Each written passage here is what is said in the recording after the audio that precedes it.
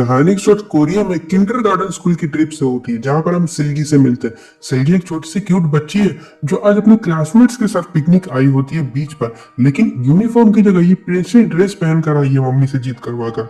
और सब खेलते हैं तो फोटो वोटो क्लिक होती है, लेकिन सब इसको छोड़कर चले जाते हैं और सिल्गी उसी बीच पर अकेली रह जाती है। बता रही है कि काश मैंने मॉम से जीत करके स्कूल की यूनिफॉर्म पहनी होती, ना कि प्रिंसेस ड्रेस। और कूदते कूदते रोने लग जाती है और कुछ दिन बाद हमको ऑर्फनेज में देखती है, यानी कि अब ये अनाथ हो चुकी है और बेचारी को कोई यहाँ पर अडॉप्ट भी नहीं करता है, ना इसका कोई ध्यान रखने वाला है। और खाना तो मिलता ही नहीं क्योंकि सोती ही अलग टाइम पर है और उठती भी अलग टाइम पर है, तो दिन रात पानी पी के काम चला रही होती है। और जब बड़ी हुई तो ऑर्फनेज के सभी बच्चों को वैन से स्कूल छोड़ा जाता था। सेल्गू को यह बात बिल्कुल पसंद नहीं थी। इसने अपने क्लासमेट से बता रखा था कि मैं खुद के अपार्टमेंट में रहती हूँ कूल दिखने के लिए। सेल्गी में से बहुत गंदी स्मेल भी आया करती थी और क्लास में सभी लड़कियां इसको काफी बुली करती थी। आज तो बबल गम चिपका देती है इसके बालों में, तो सेल्गी को अपने बाल काटने पड़ते हैं। अब ये काट के हटी थी क्योंकि दूध का डब्बा फेंक के मारता है इसका मुंह पे। लाइफ बहुत हार्ड होती है सेल्गी की, और कमाने के लिए ये ड्रग्स बेचने का काम करती है। हाँ सही कहा तुमने, वहां के एक लोकल माफिया के साथ मिलकर ये गांजे की पुड़िया बेचती है और उसी से पैसे कमा कर जो भी अपने खर्चे वो चलाती है। इसका लीडर बोलता है कि लड़कियां तुम लोग पढ़ने लिखने में कैसी हो। ये बताती है कि मैं 15 रैंक पर हूँ क्लास में। वो बोलता है अच्छा। पर ये बोलती है कि लेकिन क्लास में सब 30 ही बच्चे हैं। ये बोलता है अच्छा तो तुम लोग पढ़ने में ठीक नहीं हो, अच्छा है ड्रग्स ही बेचा करो। सिल्की बोली अच्छा तो तुम चाहते हो हम बच्चे लाइफ टाइम ये गंदा काम करें। लड़का इसको एक पैकेट देकर बोलता है कि लो अच्छे से पढ़ाई करना। सिल्की ने स्टडी शुरू कर दी, बहुत पढ़ाई करती है, बहुत ज्यादा, और कई सारे एग्जाम भी दिए इसने। और अब पूरे स्कूल में ये 15 नंबर रैंक पर है। पहले क्लास में थी लेकिन अब पूरे स्कूल में 15 पर है। और फ्रेंड्स में भी इसको काफी रिस्पेक्ट मिलने लग गई थी। खुश है वह। सोचो भाई अगर मैं एक पर आ जाती हूँ तो मेरे को कितनी रिस्पेक्ट देंगे ये लोग। फिर उसने किया कमाल जो उसको शायद नहीं करना चाहिए था। वो पुड़िया निकाली इसने और उसमें जो गोलियां थी उसको खाया, और खाने के बाद इसका सर घूमने लग गया और फिर चली गई है जन्नत में, जो कि वो लोग खा के पहुंच जाते हैं। और फिर इसने पढ़ाई की, ऐसी पढ़ाई की कि पूरे स्कूल में आग लगा दी। और हम देखते हैं कि अब ये पूरे स्कूल में नंबर 1 स्टूडेंट, टॉप कर दिया होता इसने। और स्कूल में कोई इसको बुली भी नहीं करता। बुलीज ने नया टारगेट खोज लिया होता, उसको बुली करती है मिलके सारी। अलग ही रुतबा होता है इसका। और गोली पे गोली खाती रहती है, पुड़िया में पुड़िया खाती रहती है। तुम सोचोगे लाती कहाँ से। तो जब ये काम करने जाती है ना लोग बेचने तो वहीं से ये एक पैकेट चुरा लेती है, कहाँ किसी को पता चलता है। पर इतनी ज्यादा गोलियां खाने की इसको हैबिट बन गई होती है कि दिन में ये 5-5 पैकेट खा जाया करती है। और समहाउ इसका सिलेक्शन सियोल के एक बहुत बड़े स्कूल में हो जाता है, जहां पर खाली अमीर बच्चे आते हैं। और असली खेल तो वहां जाकर शुरू होने वाला है। अमीर रिच भाई बहुत बड़े बुलीज होते हैं वहां पे। और इसने अपने काम से बहुत सारी आज गोलियां चुरा ली होती है और चुरा उरा के आती है घर पे आराम से, सूटकेस में पिलो के अंदर भर भर के रख देती है, क्योंकि अब ये ऐसी ही सियोल चली जाएगी। और फिर हम इसे सियोल में देखते हैं बस से उतरते हुए। स्कूल यूनिफॉर्म पहन कर आई होती है, अब मेट्रो लेकर स्कूल जा रही है। सियोल की लाइफस्टाइल, तेज गाड़ियां, चौड़ी सड़कें देखकर इसका दिमाग ऐसे भिन्न आ गया क्योंकि ये एक छोटे से एक गांव की रहने वाली लड़की है। और फिर हम देखते हैं उसी स्कूल को जहाँ पर हमारी कहानी चलने वाली। आज एक लड़की अपने अल्ट्रा रिच यूनिवर्सिटी बॉयफ्रेंड के साथ स्पोर्ट्स कार में स्कूल आई होती है, जो बोल रहा होता है कि जाने मन छुट्टी के टाइम में कॉल कर देना, पिक करने आ जाऊंगा। जहाँ पर हम इस लड़की की फ्रेंड से मिलते हैं, इसका नाम जिंग होता है। और ये बहुत ज्यादा गुस्सा है, वो कह रही होती है कि तुम लड़कों के साथ क्यों आती हो, क्यों करती हो ऐसा। ये लड़की बताती है कि मुझे लास्ट वीक ही मिला सही है, बस छोड़ना है, हमारा ज्यादा कुछ ऐसा है नहीं। लेकिन जिन इससे बहुत ज्यादा गुस्सा होकर यहाँ से चली जाती है। और इसी स्कूल में हम सिल्की को भी देखते थे ना, बैग टांगे टांगे आ रही होती है। पहले अगर टीचर से मिलती है, टीचर ने पूछा कि क्या रैंक थी तुम्हारी, बताती है काफी अच्छी रैंक लेकर आई है, वहां से टॉप थी ना, मुझे तो पता ही है। तो इसको कहती है कि सेकंड क्लास में बैठ जाओ। इसने 2 लड़कियों से पूछा कि सेकंड क्लास का, लड़कियां मुंह बना के चली जाती है, भाई अजीब ही होती है। स्कूल थोड़ा सा कैसा है तुम्हें भी पता चलेगा, रुको जरा। और ये गलती से असेंबली एरिया में चली जाती है जहां पर रिच पेरेंट्स आए होते हैं, क्योंकि आज मीटिंग है और स्कूल का नया सेशन शुरू होने जा रहा होता है। तैयारी काफी जोरों शोरों से। तभी एक ओल्ड लेडी घुस को वहां पर फ्लावर बेचने लग जाती है। गार्ड के कई बार हटाने पर भी वो नहीं हटती है। तभी खड़ी होती है एक लड़की भीड़ में से, जो कहती है कि मैं खरीदूंगी इनके सारे फूलों को। और इसने सारे फ्लावर्स को खरीदा और सबकी नजरें इसी लड़की पर थी। और ये लड़की है इस स्कूल की सबसे ज्यादा अमीर लड़की। और बहुत ही ज्यादा टॉपर, पढ़ाई में अच्छी, कुछ भी मान लो, क्योंकि भाई इसको इंग्लिश बोलनी आती है और ये स्कूल को रिप्रेजेंट करती है। यहाँ पर ऐसे रिप्रेजेंट कर रही होती है, बता रही होती है कि कितना बड़ा स्कूल है, कैसा है, बहुत अमीर लड़की है, सब इसके साथ दोस्ती करना चाहते, रहना चाहते हैं, और ये स्कूल हद से ज्यादा बड़ा है, जिसके बारे में आज ये बता रही होती है। पूरे स्कूल लड़कियों का है खाली, और अगर स्कूल एक कोने में तुम्हारा मर्डर भी हो जाओ, बुली भी हो जाओगे ना तुम, तो दूसरे वहां पता नहीं चलने वाला किसी को, क्योंकि बहुत बड़ा स्कूल होता है। सेल्गी वहां से निकल जाती है, लेकिन वो जो लड़की थी खड़ी वहां इंट्रोडक्शन दे रही थी, वो इसको देख रही थी, और उस लड़की का नाम ऐसे यू होता है। सेल्गी फिर सूटकेस लेकर क्लास में आती है, जहां पर हम स्टूडेंट से मिलते हैं, सभी क्लास में है, क्योंकि क्लास में भी यू की वीडियोस दिखाई जा रही होती लड़कियों को, क्योंकि लड़कियों की आइडल मानी जाती है वो। उसके साथ दोस्ती करना मतलब पूरे स्कूल में तुम्हारा दबदबा सा चल जाएगा। और एक लड़की बोलती है कि मैम यू की इस क्लास में, टीचर बोलती है तुम्हें क्या मतलब, किसी में भी। तभी सारी लड़कियां बोलने लगी प्लीज मैम बताओ ना, हमें भी जानना है। तभी यू अंदर आती है, यानी कि वो इसी क्लास में। टीचर बोलती है कि अच्छा तुम लोगों की यूनिवर्सिटी के एग्जाम होंगे तो अच्छे से तैयारी कर लो, और चली जाती है। यू को सब घूम रही होती है कि काश ये हमारे साथ बैठ जाए, ऐसा ऑर्गेजम सा याद आ रहा। तभी सेल्गी का बैग गिर जाता है, जिसकी कुछ प्राइवेट चीजें बाहर निकल जाती है, और यू उसके पास जाकर उसके पास गिरा हुआ कीचन उठाती है। और ये कीचन का क्या फंडा है ये हमें बाद में समझ आएगा, ठीक है, इसको याद रखना। फिर यू पूरी क्लास में घूमती है, एक लड़की बोलती है कि मैंने आपके लिए स्पेशल सीट बचा के रखी है, बैठो ना आप मेरे साथ। यू बोलती है हट, और आगे जाकर सेल्गी के साथ लास्ट बेंच पर बैठ जाती है। सबके होश उड़ गए होते हैं, ये ट्रांसफर स्टूडेंट के साथ क्यों बैठ रही है, और बोलती है हेलो मेरा नाम यू है। सेल्गी बोलती है हाँ पता है मुझे। यू को बुरा लगा लेकिन स्माइल कर देती है। लंच टाइम में वॉशरूम में सेल्गी को 3 लड़कियों ने घेर लिया। अरे ट्रांसफर स्टूडेंट, सीट एक्सचेंज कर ले हमारे साथ। नहीं मेरे साथ कर ले, नहीं तू मेरे साथ कर ले, बोल कितने पैसे लेगी, मैं तुझे दूंगी। इसे पैसे देने को तैयार हो तो मुंह मांगी रकम देने को तैयार है ना, सीट एक्सचेंज करने के लिए। एक बोलती है मेरे साथ कर लो, मैं आगे बैठती हूँ, वैसे बोर्ड साफ दिखता है, टीचर की बातें क्लियर सुनाई देती है, और टीचर की नजरों में तुम्हारी इज्जत भी बढ़ेगी क्योंकि तुम फ्रंट में बैठते हो। अजीब पागल होती है, तीनों स्टूल के ऊपर सीधर खेलने लग जाती है फनी सी आवाज में। और सेल्गी ने इसी बीच वाली लड़की को ये सीट दे दी होती है जो ये खड़ी है, और लड़की खुशी से बोलती है कि तुम्हें जो चाहिए होगा मुझे बता देना, मैं ला के दूंगी तुम्हें। सेल्गी बोलती है एक बिल्डिंग चाहिए थी, दिला देगी।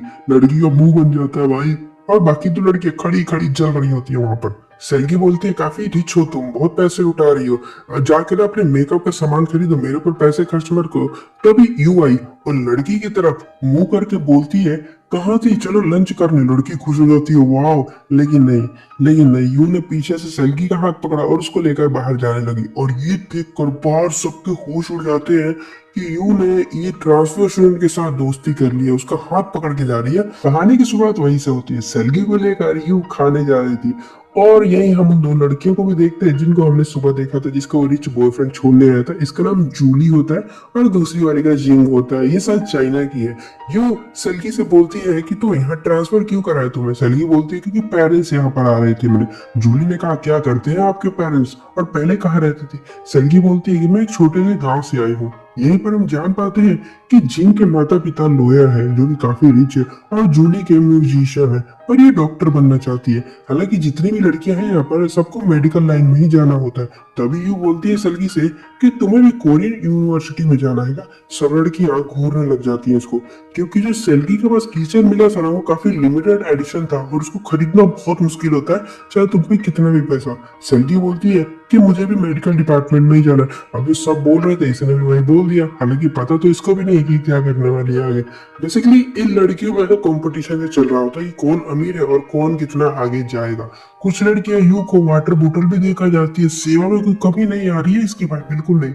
और जूली जब ने कुछ मेडिसिन खाई यहाँ पर, सेल्गी हैरान हो गई कि क्या ये लोग भी मान लेते हैं क्या मेरी तरह। और जूली बोली पता नहीं मेरी हेल्थ कब ठीक हुई। जिंग बोलती है कि तुम स्मोकिंग करना बंद कर दो ना, तभी उसका मुंह बंद करने लग जाती है। और यू बताती है कि अच्छी स्टडी के लिए हेल्थ अच्छा होना बहुत जरूरी होता है, और मैं तुम्हारी इसमें हेल्प करूंगी सेल्गी, तुम फिक्र मत करना। और हम यहाँ पर देखते हैं कि सारी लड़कियां गोलियां खा रही होती, पता नहीं किस किस चीज की निकाल के। जहां हमारा दिमाग खराब हो जाता है कि इतना इन लोगों पर प्रेशर बना हुआ है स्कूल की वजह से कि उन्हें ये पागल हो गई है और दवाइयां खा के पढ़ाई करनी पड़ रही इन लोगों को। फिर हम क्लास में एक लड़की से मिलते हैं जो कि बनाना खाते खाते बहकी बहकी बातें कर रही होती है, जिसका फोन बजता है तो एक लड़की उस पर टॉयलेट पेपर फेंक के मार देती है।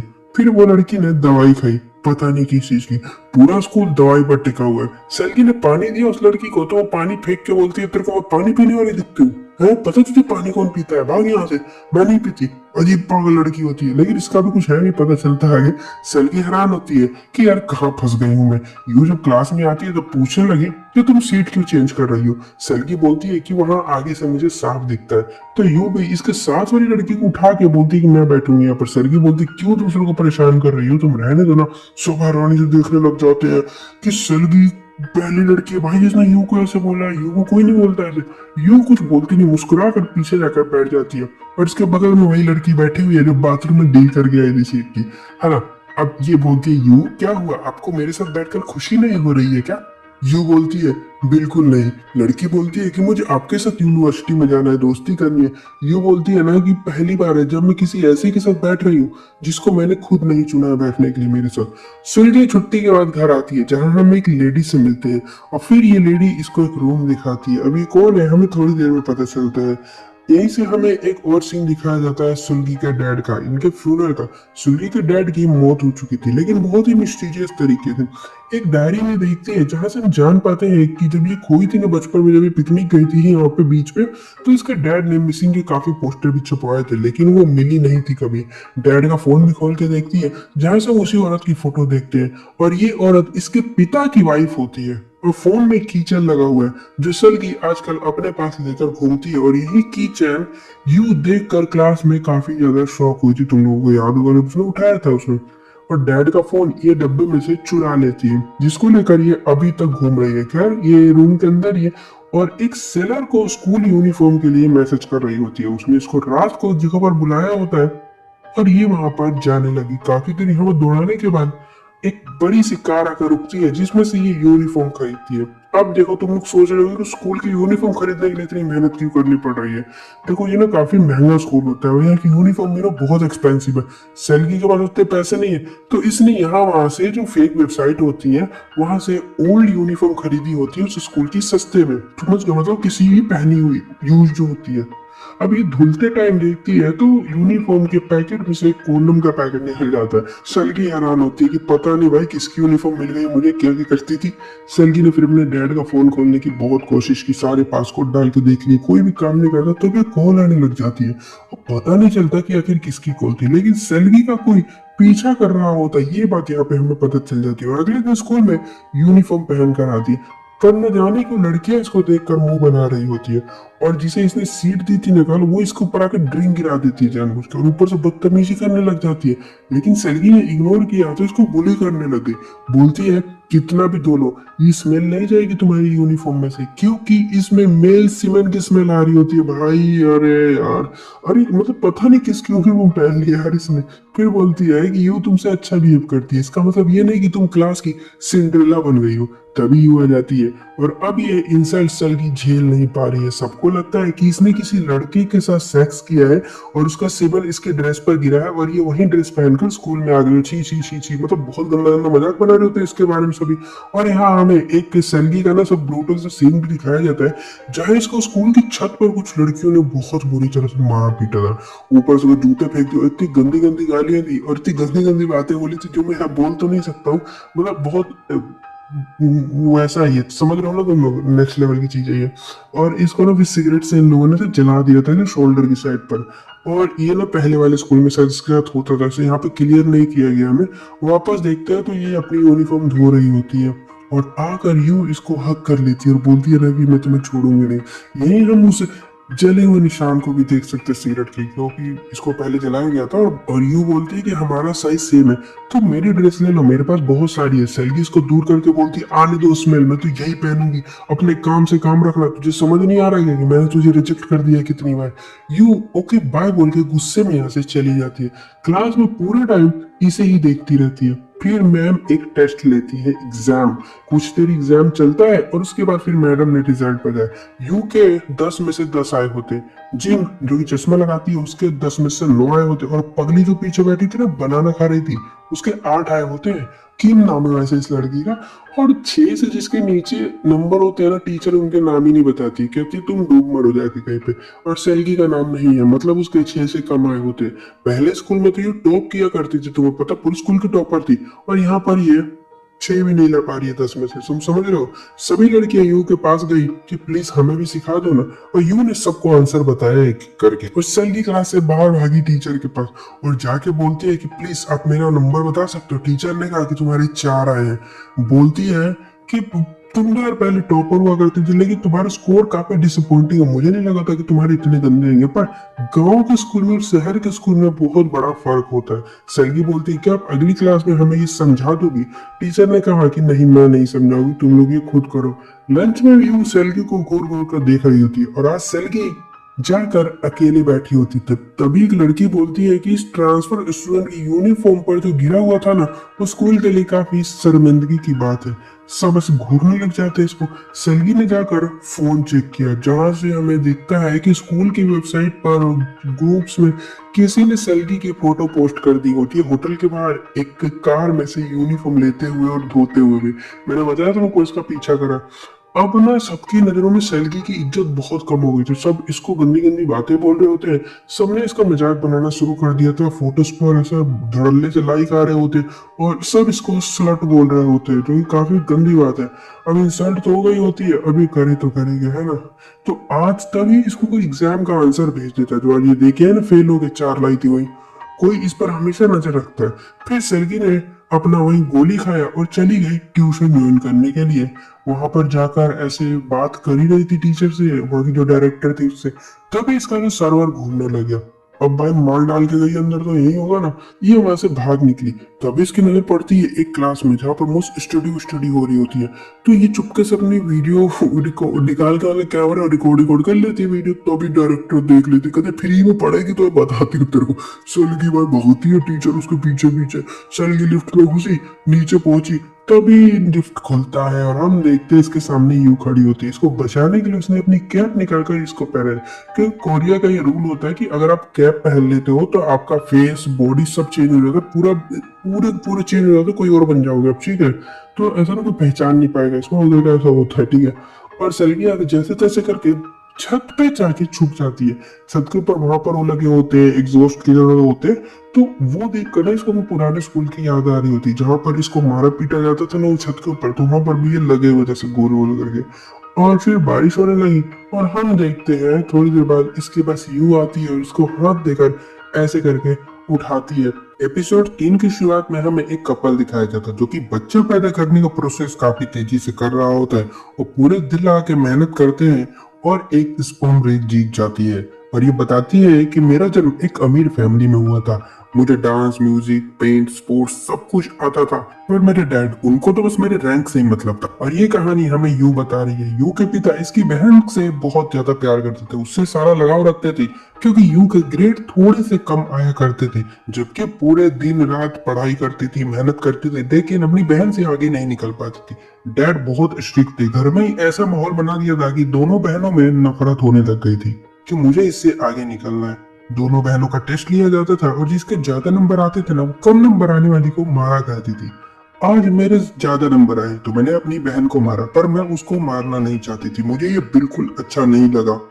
और अपनी बहन को कैसे मार सकती हूँ मैं रोती हूँ, मैं रोज रोती हूँ। और डैड से ये सब बंद करने को भी कहा करती थी। और ऐसे ही दोनों बहनें बड़ी हो गई और यूं अपनी बहन से दूर दूर रहने लगी और दोनों के रिश्ते बहुत ज्यादा खराब थे, दोनों में बातें भी नहीं होती थी और यूं सब कुछ पाना चाहती थी। स्कूल में आई तो लड़कों से मिली, वहां पर लड़के इससे मिले क्योंकि दिखने में सुंदर थी, तो काफी ज्यादा सेंटर ऑफ अट्रैक्शन बन गई थी। और इसकी उम्र जब 15 साल थी तो एक लड़के से मिली जिसके साथ ये रूम में गई और वहां पर पहुंचकर इन दोनों ने वो करना चाहा जो इनको नहीं करना चाहिए था।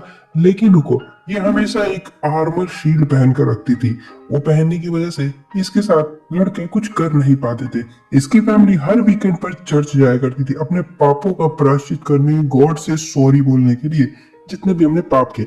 लेकिन मैंने कोई पाप नहीं किया था तो मैं वहां पर बैठकर बोर होती थी, क्योंकि जो मैंने पाप किया है नहीं, मैं उसके लिए सॉरी क्यों बोलूं। तो मैंने अब पाप करना शुरू कर दिया, मतलब गलत काम।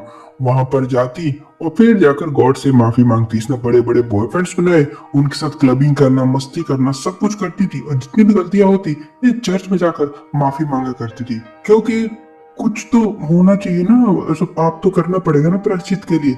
यूं हमेशा से सबकी चहीती रही थी, और इसको सपने भी आया करते थे कि हान रिवर में कूदने वाली है उसी आर्मर को पहनकर। उसे कुछ भी करके बस अपने पागल बाप के कैद से बाहर निकलना था। ये अपने पिता को बिल्कुल पसंद नहीं करती थी।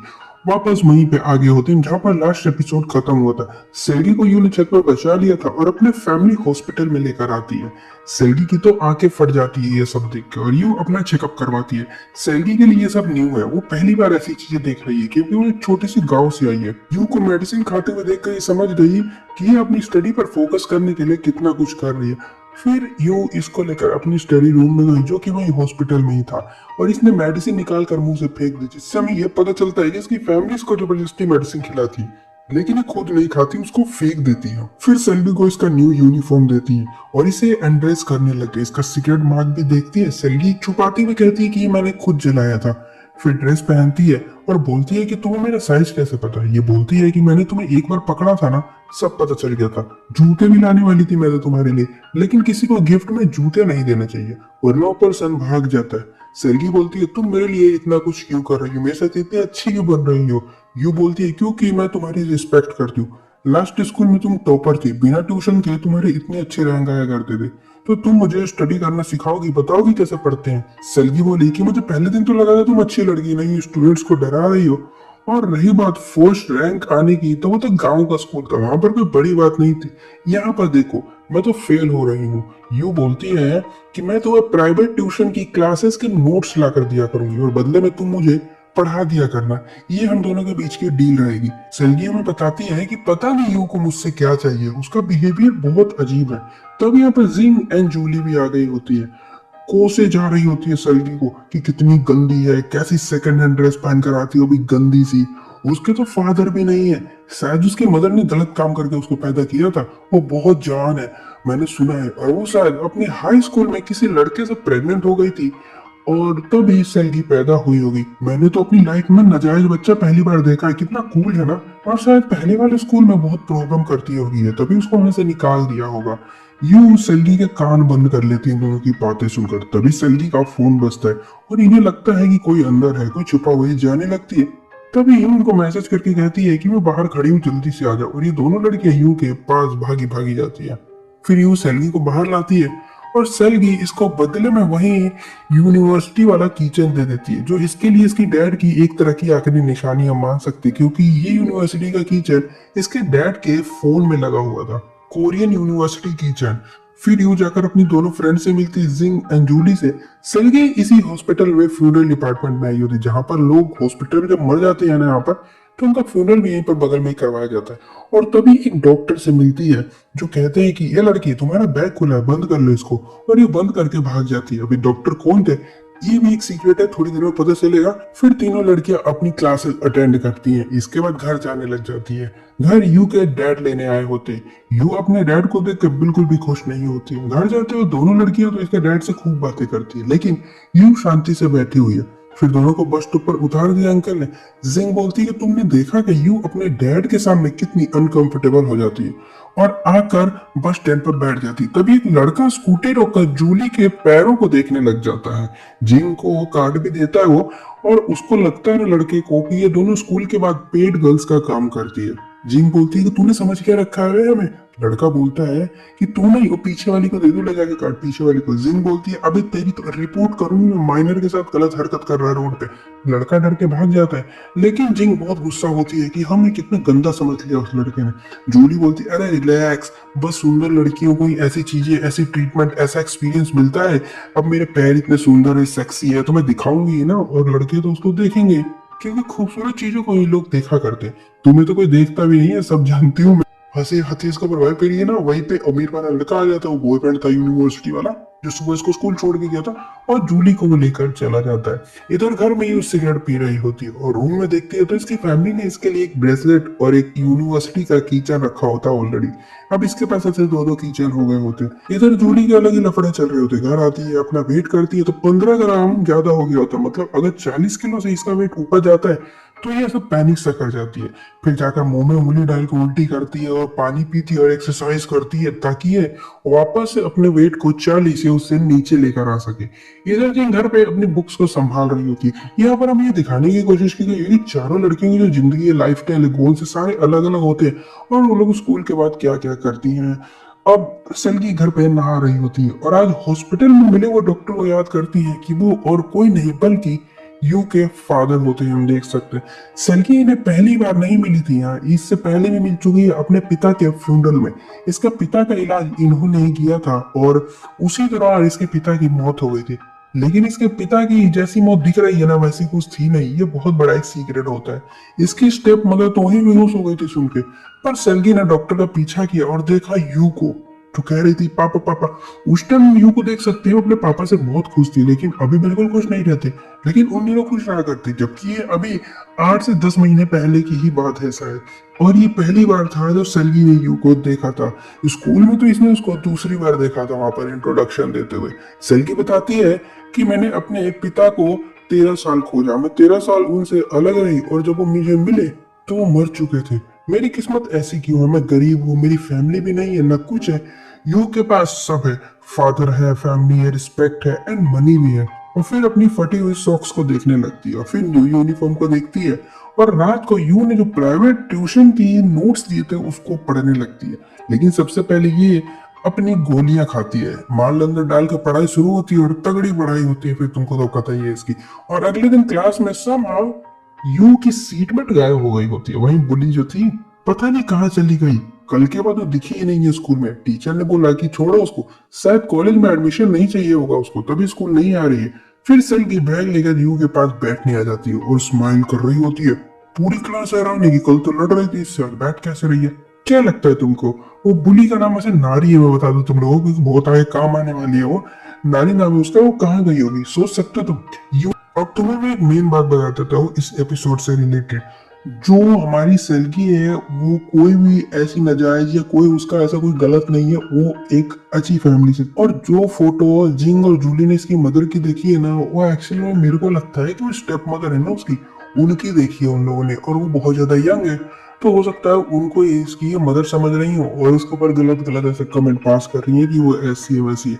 क्योंकि उसने ड्रामे के इंट्रो के पहले एपिसोड में बता दिया था कि ये उसने अपनी मदर से जिद करके प्रिंसेस ड्रेस पहनी स्कूल आई, क्योंकि वो उस टाइम खुश थी, उसकी मदर ने उसको पहनाया भी था और अपने पापा से भी उसका इतना गहरा लगाव है, हमें पता चल रहा है। तो वो नाजायज कैसे हो सकती है, ये बात बिल्कुल गलत होती है। फोर की शुरुआत वहीं से होती है क्लास में। सेल की यू के साथ बैठने आ गई थी और दोनों की काफी स्ट्रॉन्ग वाली दोस्ती हो गई थी। वो पीछे बैठी हुई लड़की जो थी ना, बहुत गुस्सा हो रही होती है, टेंशन में होती है कि अब कुछ बहुत बुरा होने वाला है, क्योंकि वो सब जानती है यू के बारे में। जिंग जूली भी ट्रांसफर स्टूडेंट की न्यू यूनिफॉर्म देख के हैरान है कि अरे इसके पास नई ड्रेस कहाँ से आ गई, पैसे कहाँ से आए इसके पास। यू तो मानो सेल्गी को घूरती रहती है, शायद इससे प्यार करने लगी है वो। बाहर जूली ने उस नारी की उन्हीं दोनों फ्रेंड्स को पकड़ लिया और एक्सपेंसिव से सिगरेट बॉक्स में से एक्सपेंसिव से सिगरेट पिलाती, जो कि फ्रांस से लेकर आई है, क्योंकि ये कोरिया में भी मिलता नहीं है। सिगरेट पिला के नारी के बारे में पूछने लग जाती है। लड़कियां बताती है कि हमें नहीं पता वो कहाँ गई, उसका फोन भी नहीं लग रहा है, ना उठा रही है, लग भी रहा है तो। जूली बोलती है कि सो रही होगी घर पे। लड़कियां बोलती है हमें क्या पता, कल साथ में लंच किया था हमने स्कूल में, उसके बाद वो दिखी नहीं है। यहाँ से मैं ये कंफर्म होता है कि वो स्कूल से ही गायब हुई है। फिर जाकर जूली सेल्गी से मिलती है और नोटिस बोर्ड पर कुछ लगा होता है एक क्लब के बारे में, जिसमें सभी एलाइट बच्चे जाकर ज्वाइन करेंगे और क्लब ज्वाइन करने पर एक्स्ट्रा पॉइंट्स भी मिलते हैं। जूली बोलती है कि तुम जाओगी? सेल्गी ने कहा हाँ। जूली बोली लेकिन तुम्हें पता है ना कि इसमें सब नहीं जा सकते, यू ने तुम्हें बताया नहीं है। सेल्गी बोलती है नहीं, पर मैं अप्लाई तो करूंगी। जूली बोलती है तो तुम्हारी फ्रेंड स्कूल प्रेसिडेंट है, इसका मतलब ये नहीं कि तुम पीछे से घुसने लगोगी। नारी भी बोलती थी कि उसको भी ज्वाइन करना है, देखो अब वो मिसिंग है, तुम्हें नहीं लगता कुछ अजीब है? और कंपटीशन भी कम हो गया उसको ज्वाइन करने का। फिर टीचर ने क्लास प्रेसिडेंट कैंडिडेट का सिलेक्शन करने को कहा। फर्स्ट कैंडिडेट ऑलरेडी सिलेक्टेड होती है, जो कि जिंग है हमारी, एक अच्छी लड़की, अच्छी स्टूडेंट है, वो काफी हंसमुख है, पढ़ने में भी तेज है।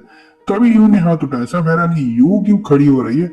ये बोलती है कि मेल को भी किसी को ऐड करना, और वो होती है सेल्गी।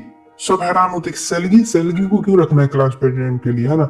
जिंग एंड जूली तो जल पड़ती है कि अब ये ट्रांसफर स्टूडेंट बनेगी हमारी प्रेसिडेंट। टीचर ने पूछा सेल्गी से कि बनोगी प्रेसिडेंट, पर सेल्गी मना करने वाली थी, लेकिन यूने उसको रोक दिया। और टीचर के पास अब दो कैंडिडेट होते हैं, इसलिए वोटिंग करवाई जाती है। जूली तो गुस्सा है, बहुत लाल हो गई होती है गुस्से में, जल जल के। वोटिंग शुरू होती है और जब रिजल्ट आता है तो सेल्गी जीत गई होती है, लेकिन कैसे, उसे तो कोई जानता तक नहीं इस क्लास के अंदर, वोट क्यों करेगा कोई उसको। यू ने बोला कॉन्ग्रेचुलेशन सेल्गी, और सब ऐसे तालियां वाली बजाने लग जाते, क्योंकि इस क्लास का रूल है। रूल क्या है तुम वही समझ लो कि मतलब जो यू करती है बोलती है वही चलता है यहाँ पे सब कुछ, है ना। मजबूरी में पीट दी ताली सबने। और जिन बोली क्या है ये सब, और गुस्से में उठकर वोट चेक करने लगी, जिससे पता चलता है कि सबकी हैंडराइटिंग सेम है। अबे किसी ने तो फेक वोट डाला है ये सब। गुस्से में बहुत ज्यादा सेल्गी बोलती है क्या हुआ, वोटिंग में प्रॉब्लम आ रही है क्या। जिंग बोलती है कि तो तुझे लगता है कल आकर तू सबकी लीडर बन जाएगी, लेकिन कैसे। सेल्गी बोलती है तो। जिंग बोली किसी ने वोट चेंज किया है, मैं जानती हूँ, उसमें सेम हैंड राइटिंग है। सेल्गी बोली तो तुम्हें लगता है कि कोई मुझे चुनेगा नहीं, मेरी हेल्प की है किसी ने, ऐसा लगता है तुम्हें। नहीं नहीं बंद करो ये सब, मैं जीती हूँ, मुझे सिलेक्ट किया इन लोगों ने। टीचर बोलती है बस बस बंद करो सब, और प्रेसिडेंट को एक्स्ट्रा पॉइंट भी मिलेंगे एग्जाम में। लेकिन यू बोली मैम आपको नहीं लगता कि जिंग को माफी मांगनी चाहिए सेल्गी लीडर और पूरी क्लास से, क्योंकि उसने बदतमीजी की है। अब जिनको आ जाता है और गुस्सा, और चिल्लाने लग जाती है। यू बोलती है क्लास प्रेसिडेंट बदतमीजी की है तो भाई माफी तो मांगनी पड़ेगी, और सेल्गी भी हाँ भर देती है, अरे मरेगी ये, पागल हो गई ये लग रहा। बोलती है कि पूरी क्लास से माफी मांगो, अरे बाप रे।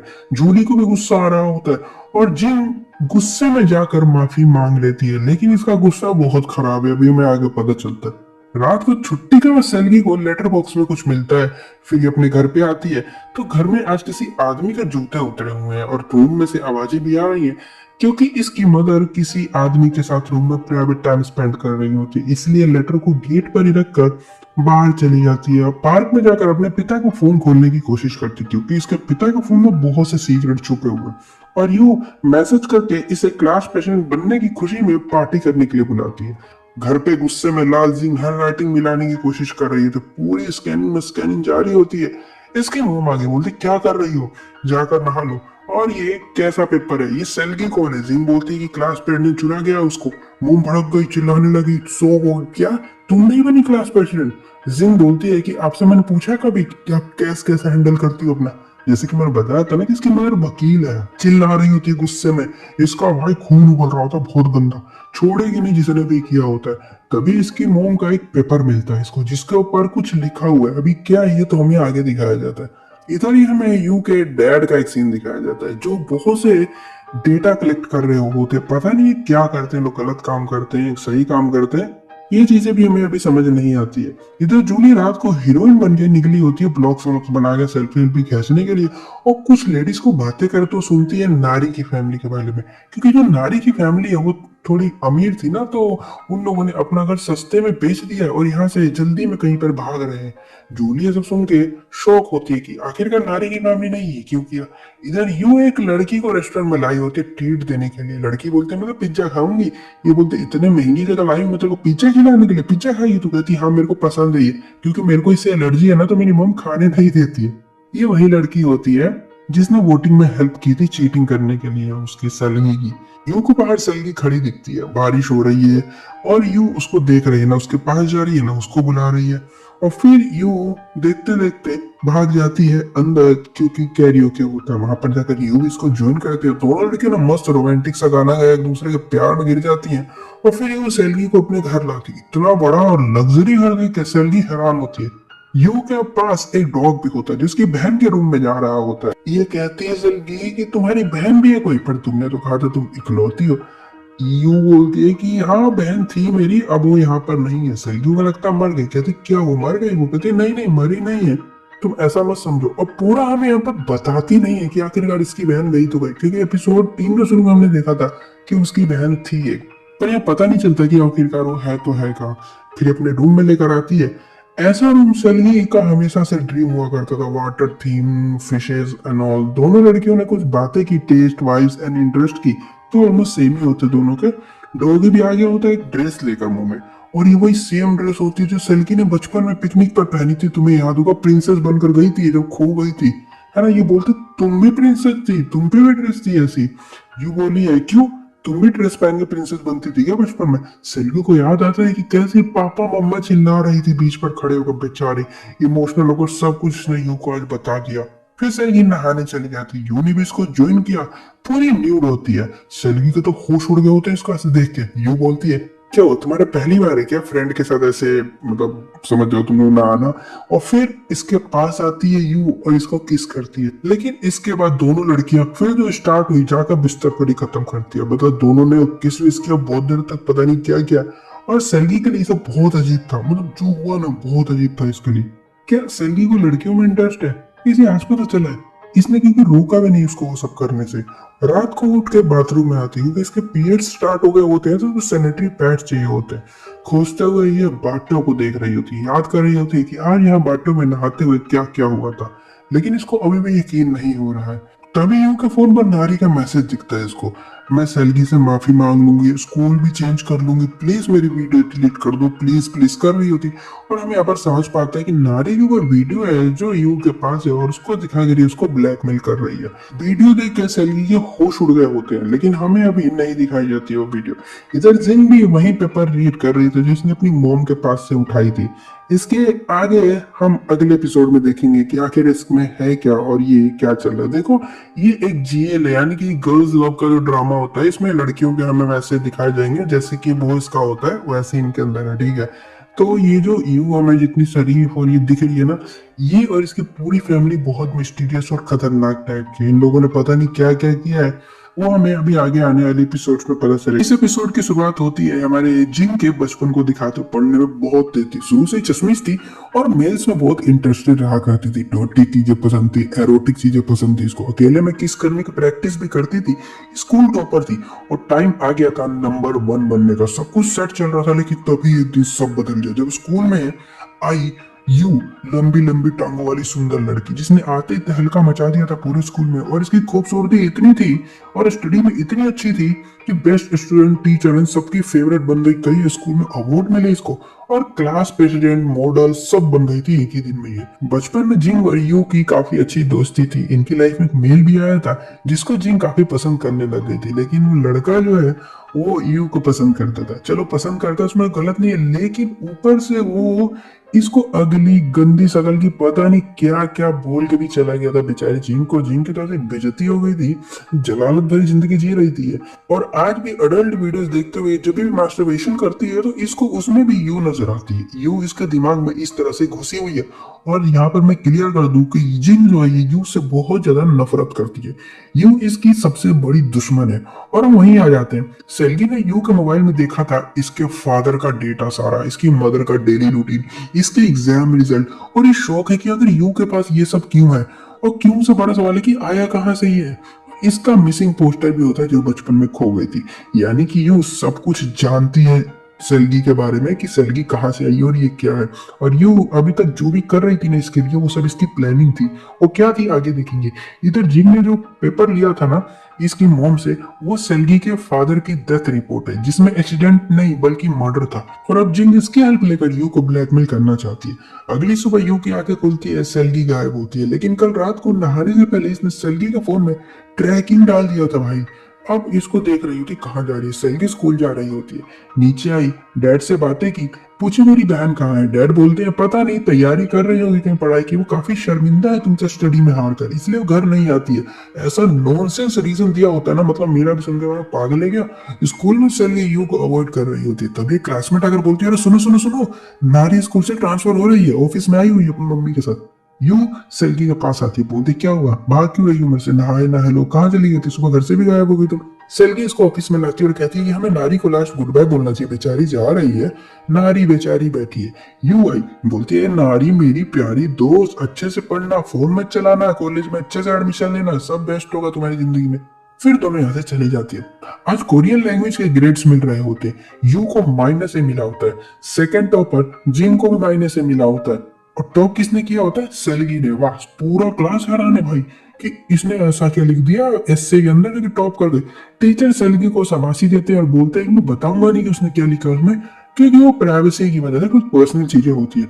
अब सबको जानना होता है क्या लिखा है, लेकिन सबसे ज्यादा जरूरी जानना यू के लिए। टेस्ट पेपर को रख देती है सेल्गी और चली जाती है। तो हम देखते हैं लंच में इसका टेस्ट पेपर चोरी हो जाता है। और लंच ब्रेक खत्म होते होते उसकी फोटोकॉपी हर एक डेस्क पर पड़ी हुई मिलती है। उसमें सलगी ने लिखा था, मैं गरीब हूँ, गांव से आई हूँ, अनाथ हूँ, ऑर्फनेज में पली बड़ी हूँ और स्टेप मदर के साथ रहती हूँ।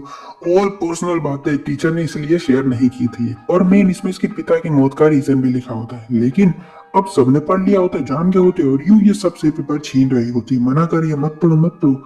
और तभी सलगी आकर यू को बाहर लेकर आई और हम नारी की वीडियो देखते हैं, जो कि लास्ट एपिसोड में ही देखकर शॉक हुई थी। यू ने नारी को एक दिन बाथरूम में पकड़ लिया और कह रही, मैं जानती हूँ तू ड्रग्स लेती है, बता दो टीचर को, बता दो, तू कॉलेज नहीं जा पाएंगी कभी। बेचारी नारी रोने लग जाती है, घुटनों पर बैठकर माफी मांगती है इससे, और यू बहुत जोर जोर से हंस रही होती है। और इसी की वीडियो बना ली थी यू ने, इसको दिखाकर नारी को ब्लैकमेल कर रही थी। यही सीक्रेट होता नारी का। सलगी बोलती, क्यों किया तुमने? यू बोलती, अरे तुम्हारी हेल्प की मैंने, बुली करती थी वो तुम्हें। सलगी बोलती है, मैटर नहीं करता है, और मेरी पर्सनल इंफॉर्मेशन, मेरे फादर की पर्सनल इंफॉर्मेशन तुम्हारे पास क्यों है? यू ने साफ बोला, ये तो मैं तुम्हें नहीं बताऊंगी। सलगी बोलती है, ठीक है। और हम जान पाते हैं कि इसी ने अपने एस्से की कॉपी बनाकर क्लास में बांट दी थी। अब इसे ना शर्म नहीं है बिल्कुल भी अपने बैकग्राउंड की वजह से कि मैं कहाँ से आई हूँ, मैं गरीब हूँ, अमीर हूँ, क्या, कुछ नहीं। और वापस क्लास में चली जाती है। क्लास में देखती है कि एक लड़की बुरी हालत में भागी भागी आती है और एक लड़की से सैनिटरी पैड्स मांग रही होती है। लड़की पहले देती नहीं, फिर देती है और बदले में पैसे लेती है उससे। अब ये काफी अजीब होता है कि कोई लड़की क्लास में सैनिटरी पैड्स क्यों बेचेगी, है ना? और ये वही पैड्स का पैकेट ब्रांड होता है जो कि सलगी ने यू के बाथरूम में भरा हुआ देखा था। खैर, इसको याद रखना तुम लोग। अब लड़की सलगी के बारे में गलत बातें करने लग गई होती है कि तू अनाथ है, ये है वो। तभी जिंग उठती है और सलगी को अपने साथ लेकर जाती है स्कूल असेंबली में, और यहाँ पर एक सीक्रेट बताना शुरू करती है।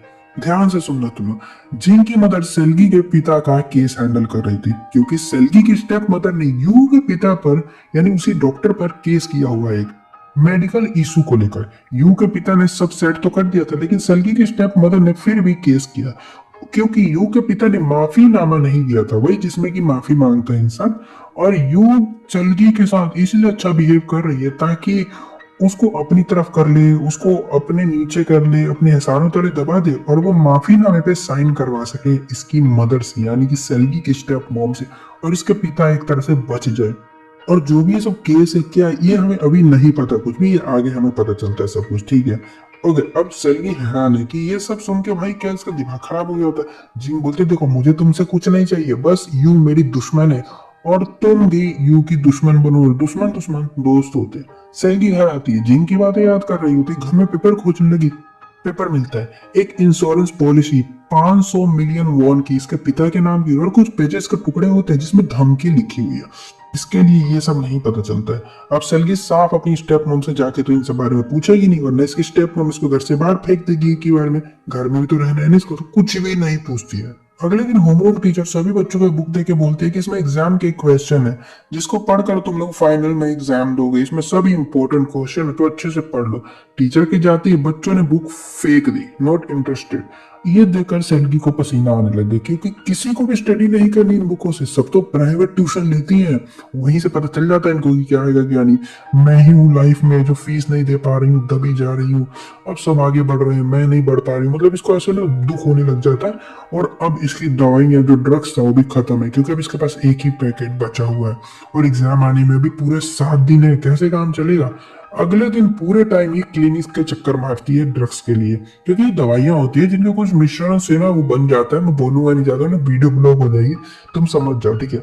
जहाँ जाइए जाके मांगती है ना, तो वो लोग देते नहीं है। कुछ का कहना है डॉक्टर से लिखवा के लाओ, कुछ तो बहुत ज्यादा प्राइस मांग रहे होते हैं, और कुछ का कहना है कि फैमिली मेंबर के साथ हो तभी देंगे। अब रात तक मेडिसिन नहीं मिलती तो नेट पर एक ड्रग डीलर को खोज लेती है, उसको मैसेज किया और वो इससे पासवर्ड मांगती है। अब पासवर्ड क्या है नहीं पता। डीलर की प्रोफाइल पिक्चर ओरिगामी की फोटो लगी होती है, और इसको याद आता है कि जब ये क्लास में घुसी थी ना पहले दिन, तो इसको एक लड़की ने ओरिगामी दिया था, और यही लड़की है जो सैनिटरी पैड्स बेचती क्लास के अंदर। और इसने उस ओरिगामी को जो खोल के देखा था, उसमें पासवर्ड लिखा हुआ था, और फिर ये उसको भेजती है और डील इनकी फिक्स हो जाती है। रात को पैसे लेकर एक लोकेशन पर पहुंचती है सलगी माल लेने के लिए। और माल देने कौन आता तुमको पता है? यू। यस, यू एक ड्रग डीलर होती है। बोलती है कि जो तुम लेने आई हो ना मेरे से, ये बहुत हार्ड है, सह नहीं पाओगी, तुम दूसरी ले लो जाकर। और जाने लगती है। सलगी डर गई होती है कि अब अगर इसने सबको बता दिया बाहर जाके कि मैं ये लेती हूँ, तो मेरा तो खेल खत्म। तो डील को कैंसिल करना चाहती है। यू बोलती है, अच्छा डोंट वरी, हमारे जनरेशन की सभी लड़कियां, सभी स्टूडेंट सब लेते हैं ये अच्छी स्टडी करने के लिए। जो नहीं लेता वो फेल होता है। वो प्राइवेट ट्यूशन के क्वेश्चन बुक पढ़ लो, इसको लेने के बाद तुम टॉप कर जाओगे। यू ने इसे डील रखी कि अगर तुम मुझसे ज्यादा नंबर लेकर आ गए एग्जाम में तो मैं तुम्हें बता दूंगी कि तुम्हारी फैमिली की इंफॉर्मेशन मेरे पास क्यों है। सेल्गी ने बेट को एक्सेप्ट किया और माल खा ली। इसके बाद तो इसके दिन में ही तारे दिख गए होते भाई, इधर उधर में हिल गई होती। बहुत पावरफुल दवाइयां होती है ये।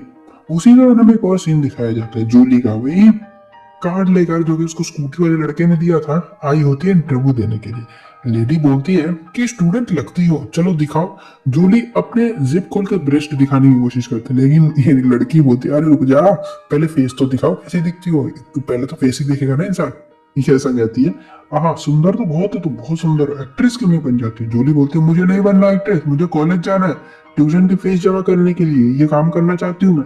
लेडी ने वार्न किया कि तुम्हारी जैसी बहुत लड़कियां हैं, लेकिन इस काम में फंस गई और बाहर नहीं जा सकी। जूली बोलती है कि मैं इनफ पैसे कमा कर, मैं ट्यूशन कॉलेज की फीस कमा कर यहाँ से चली जाऊंगी। लेडी ने कहा ठीक है, और फिर ये जूली यहाँ से चली जाती है और यहाँ पर एपिसोड खत्म हो जाता है। इसके एपिसोड 7 की शुरुआत होती है। फिर एक छोटी सी बच्ची से जिसे हम रेड लाइट एरिया में देखते हैं, इसकी मोम के साथ एक क्लाइंट्स के सामने केविन में जाकर नाचने लग जाती है। मोम ने इसको देखा और ये इसको बाहर घसीट कर लिया। ये जान ली कि मेरी बेटी का इंटरेस्ट है नाचने, गाने, एक्टिंग करवाने में, तो ये अपनी बेटी को स्टार बनाना चाहती है। स्टार बनाकर वो उसके पैसों से याशी करना चाहती है, जैसे कि आजकल के बहुत सारे माँ बाप करते हैं अपनी छोटी छोटी लड़कियों को इंस्टाग्राम पे करके। ठीक है, अब इसने कई सारे ऑडिशन दिलवाए इसको, लेकिन ये सब में फेल रही। इसके बाद लड़की की पर्सनैलिटी बिल्कुल चेंज हो गई और बड़ी होकर यही लड़की जूली बनती है। हाँ, हमारी वही फोर्थ जो कैरेक्टर है मेन, वो जूली। इसे दिखावे का शौक है, गरीबी तो बहुत है लेकिन अमीर की जिंदगी जीती है ये। तुम्हें पता है कैसे? ये क्या करती है कि जो अमीर लोग होते हैं ना उनके सीक्रेट निकालती है। क्या ना, अमीरों, हर एक अमीर आदमी का कुछ ना कुछ सीक्रेट फेयर होता है, उसको निकालती है, फिर उसको ब्लैकमेल करती है वो बता के, और उनसे पैसे लेती है। समझ गए?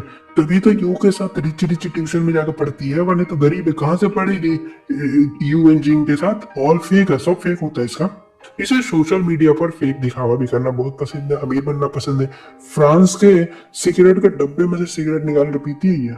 और इसी ने सेल्गी को सेकंड हैंड यूनिफॉर्म खरीदते हुए फोटो क्लिक की थी। अब तुम्हें पता है इसने क्यों की होगी? मेरे को जहां तक लगता है इसको शुरू में लगा होगी सेल्गी एक अमीर लड़की है, ठीक है, तो उसकी ऐसी फोटो खींच लेती हूँ और फिर मैं ऐसा मतलब इसको ब्लैकमेल करूंगी। लेकिन इसको बाद में पता चलेगा सेल्गी तो खुद गरीब है, मुझे क्या ही देगी, है ना। इसे फिटनेस बहुत पसंद होता है, तो रोज सुबह यू के पिता के साथ रनिंग करने भी जाया करती थी। जूली को वैसे पढ़ना बिल्कुल नहीं पसंद है, लेकिन इसको पैसा कमाने का बहुत शौक होता है। अजू की बहन की फोटो दिखाती है इसके डैड को, उसके डैड का चेहरे का रंग उड़ गया होता है अपनी सेकंड बेटी की फोटो को देखकर, जैसे मानो पता नहीं क्या ही होगा। बोलती है सबको लगता है कि आपकी दूसरी बेटी का लुक छिप कर कॉलेज एंट्रेंस एग्जाम की तैयारियां कर रही है, पर ये सच नहीं है, मुझे पता है सच क्या है। अब सच जो है वो हमें भी नहीं पता। अब यू कैडेट समझ गए होते हैं कि इनका सीक्रेट सामने आने वाला है, तो जूली को क्या चाहिए वो पूछते हैं और जूली का सभी खर्चा उठाने को ये तैयार हो जाते हैं। इसीलिए जूली उस महंगे ट्यूशन को अटेंड करती है ना, यू के साथ पढ़ती है और ऐसी लाइफस्टाइल जीती क्योंकि वो सारा पैसा यू के पिता देते हैं। दूसरी तरफ एग्जाम आगे होते हैं और यू की जो लड़की थी जो काम करती है उसने सैनिटरी पैड में गोलियां भर भर के उसी डब्बे में डाल डाल के बेचना शुरू कर दिया होता है। यहाँ से मैं क्लियर हो जाता है कि यू के बाथरूम में इतने सारे सैनिटरी पैड्स क्यों पड़े हुए, क्योंकि उसमें गोली डाल के बेचते हैं। यहीं पर हम उस पगली लड़की को भी देखते हैं। हाँ, वही पगली की जो पीछे बैठा करती है, वो कहते पुलिस मुझे गोली दे दो, पुलिस मरी जा रही तो गोली के बिना। लेकिन यू ने भी मैसेज करके बोल दिया होता अपनी लड़की को कि जब तक मैं ना बोलूं किसी को एक भी मेडिसिन नहीं देनी है। एग्जाम शुरू होता है, सेल्गी ने यू का ड्रग यूज किया और प्राइवेट ट्यूशन के वही क्वेश्चन लिए थे, पर इसके लिए एग्जाम बहुत ईजी हो गया होता है और सेल्गी टॉप कर जाती है क्लास के अंदर।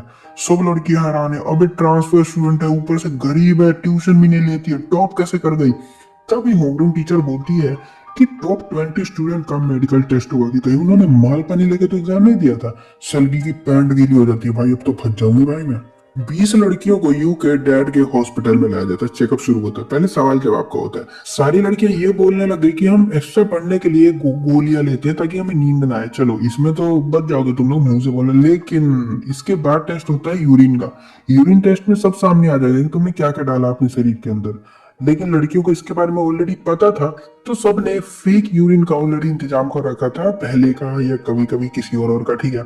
लेकिन हमारी जो सेल्गी होती है इसको थोड़ी पता था कि यहाँ पर ऐसा कुछ होता है, ये तो फंस जाएगी ना। अब ये कहाँ से लाएगी फेक यूरिन। और अगर ड्रग्स सामने आ गए तो स्कूल कॉलेज सबसे बैन हो जाएगी, जिंदगी खराब हो जाएगी, फिर पूरी जिंदगी सुपरमार्केट में काम करना पड़ेगा इसको। तभी उन्हें मैसेज करके इनको छत पे बुलाया और कहा मेरे पास है कुछ तुम्हारे लिए। सेल्गी भागी भागी और घुटने पर बैठकर बोलने लगी कि मैं समझ गई हूँ कि तुम मुझे इतने दिन से बेवकूफ बना रही हो। स्कूल यूनिफॉर्म, ट्यूशन मटेरियल, सब कुछ तुम्हारी प्लानिंग थी। अब तुम जो चाहती हो मैं वही करूंगी फ्यूचर में, तुम जो बोलोगी मैं कर दूंगी, बस मुझे बचा लो, प्लीज बचा लो। मैं अपनी मोम से माफीनामा भी साइन करवा दूंगी, मुझे बचा लो। यू बोलते चलो मैं लेती हूँ तुम्हारे फ्यूचर की पूरी गारंटी। एंड दूसरा यूरिन देती है इसको डब्बे के अंदर, क्योंकि इन दोनों की फैमिली का बहुत तगड़ा कनेक्शन है, जो कि इस एपिसोड के एंड तक थोड़ा बहुत तुम्हें पता चल जाएगा। और अगला और आखिरी टेस्ट होता है इंजेक्शन है कि सबको बेहोश करके यहाँ पर सुलाया जाएगा। पर एक लड़की पहले ही उड़ जाती है और चुपके से सेल्गी का ब्रेसलेट निकाल के उसको लॉकर को खोलने चली जाती है। यू ने देखा और पीछा किया, लेकिन डॉक्टर आकर यू को रोक लेती है। तो रूम में यू आकर देखते हैं एम्प्टी बेड किसका है, और ये जूली का होता है। जूली बहुत शैतान लड़की है। शाम को सभी लड़कियां फिर स्कूल पार्टी में गई होती है और यू ने अपनी लड़की को मैसेज करके बोल दिया होता है कि तू जूली पर नजर रखियो। और जूली या सेल्गी का फोन चुरा लाई होती है खुशी खुशी, और उसका नहीं, ये उसका डैड का फोन होता है जो कि बंद हो जाता है, बैटरी डाउन हो जाती है। तभी वो पगली लड़की जिसे ड्रग्स चाहिए होता है बाथरूम में आती है, भागी भागी मुझे गोली दे दो भाई, मरी जा रही हूँ मैं, और इससे पैसे मांगने लग जाती है जूली से। जूली बोलते बेटी बेटी जा चार्जर लेकर आ मेरे लिए, फिर मैं तुझे ना पैसे दूंगी, फिर उससे तू ना माल्क ले लियो जा और पार्टी में ले चलूंगी तुझे बहुत बढ़िया वाली। और लड़की भागती है चार्जर खोजने के लिए। जूली पार्किंग में न्यू के पिता के कार में जाकर बैठ जाती है और यहाँ हमें पता चलता है कि इसी आदमी ने सेल्गी का फोन चुराने के लिए भेजा था जूली को, लेकिन गलती से सेल्गी का फोन तो इसको नहीं मिला, उसके पिता का मिल गया। जूली बोलती है कि उसके पिता का है। अब ये आदमी और खुश हो जाता है कि चलो ये तो और बढ़िया हुआ, क्योंकि इस फोन के अंदर इस आदमी के बहुत सारे सीक्रेट छुपे हुए हैं। अब यू के डैड इसको 5 मिलियन वॉन देने को तैयार हो गए होते फोन के बदले। जूली बहुत खुश है, अब तो अमीर हो जाऊंगी। तभी फ्लैश जलती है क्योंकि इनकी बातों को वही यू की लड़की ने रिकॉर्ड कर ली होती और वो पगली चार्जर खोजते हुए स्कूल की एक रूम में पहुंच गई होती है। और वहीं पर इसकी नजर पड़ती है एक आदमी के ऊपर जिसने कैप पहनी है, उसका फेस देख लेती है। बाहर यू को फोटो मिल गई होती है, जूली इसके पिता के साथ है। तो ये सेल्गी से बहाना कर कर भागती है जल्दी से। वो सेल्गी फिर अपना बैग चेक करती है तो पिता का फोन गायब होता है, तो इसको लगता है कि इसने कहीं गिरा दिया होगा। जूली ने फोन को पार्टी में ही चार्जिंग पर लगा दिया था और यूं जाकर वो फोन को निकाल लेती है। और तभी कॉल आती है, सामने वाले लड़की की आवाज सुन के कॉल कट कर देता है। फिर यूं बाथरूम आती है, लॉक खोलने लग जाती है, पासवर्ड इसको पता नहीं है तो दिमाग लगाती है क्या हो सकता है।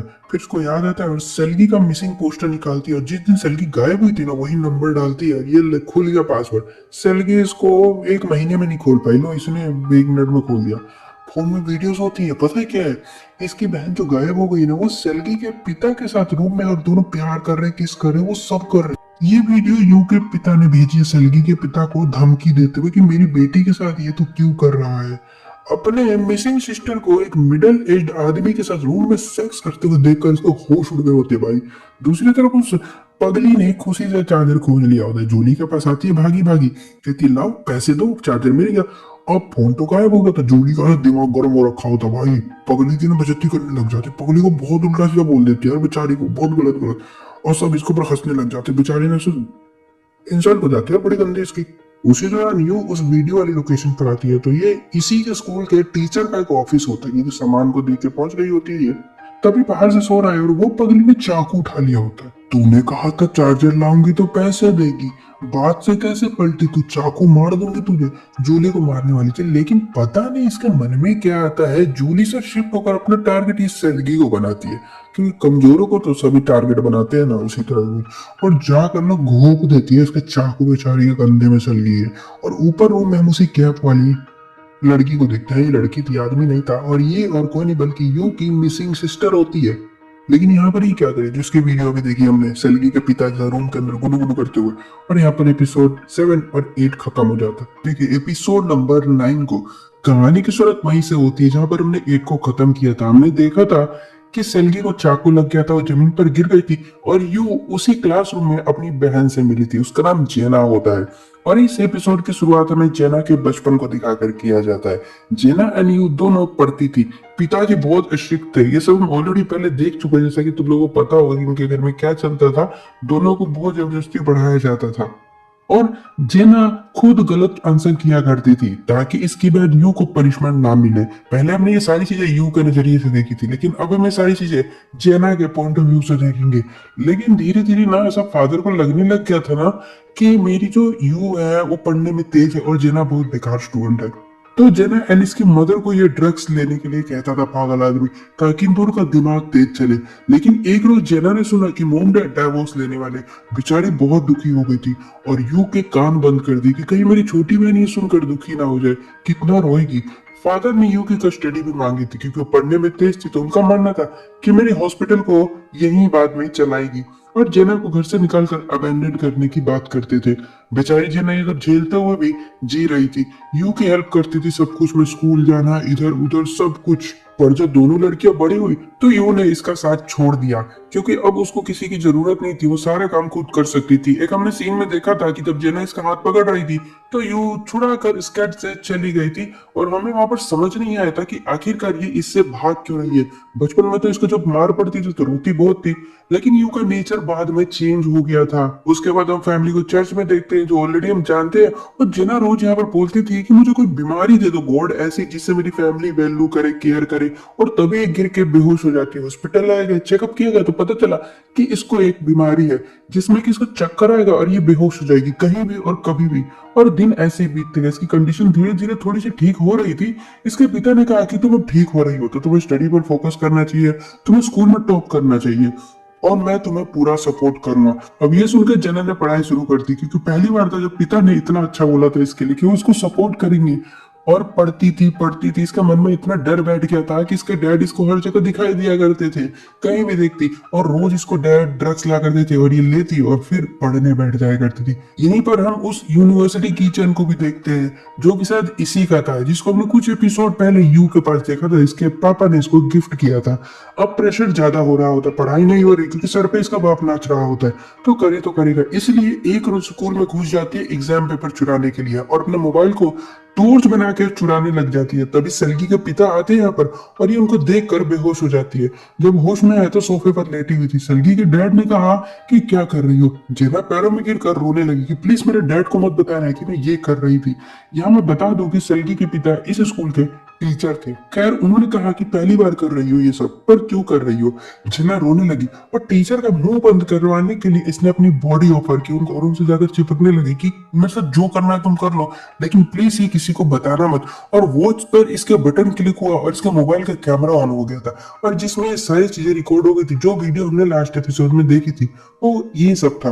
वापस प्रेजेंट में जेना यू से बोलती है कि हमारे डैड ने टीचर डूहू को यानी कि सलगी के पिता को मार दिया है, मुझे टीचर का फोन दे दो लाओ, उसके अंदर कुछ है मेरा। और ये छीनने लग जाती है और इसी बीच वो फोन नीचे गिर जाता है।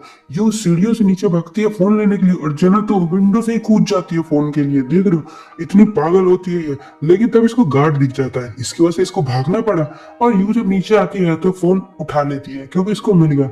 तभी अनाउंस होता है कि फेस्टिवल खत्म हो गया और सभी बच्चे अपने अपने क्लास में चले गए। उसी दौरान जिंग ने वो चाकू चोरी कर लिया होता है जिससे सलगी घायल हुई है। यू आकर बोलते हैं कि क्या हुआ, यहाँ पर शोर क्यों हो रहा था इतना। ये इसको बताती है कि सलगी घायल हो गई और तुम्हारे पिता उसको हॉस्पिटल लेकर गए। यू भागती है हॉस्पिटल की तरफ। हॉस्पिटल में पगली पकड़ी गई होती है। प्रिंसिपल पूछ रही होती कि क्या हुआ बेटी, ड्रग्स लेती हो क्या तुम। पगली डरी हुई है, ग्लास भी तोड़ देती है पूरी तरह से। जूली ये सब चुपके से सुन रही होती है। उधर यू ऑपरेशन रूम में आती है, देखती है कि इसके डैड खड़े हैं और सलगी को बेहोश कर रखा है। डैड बोलते लो अपनी फ्रेंड का ट्रीटमेंट कर दो, डॉक्टर बनना है ना तुम्हें तो अच्छे से स्टेचेस लगाना।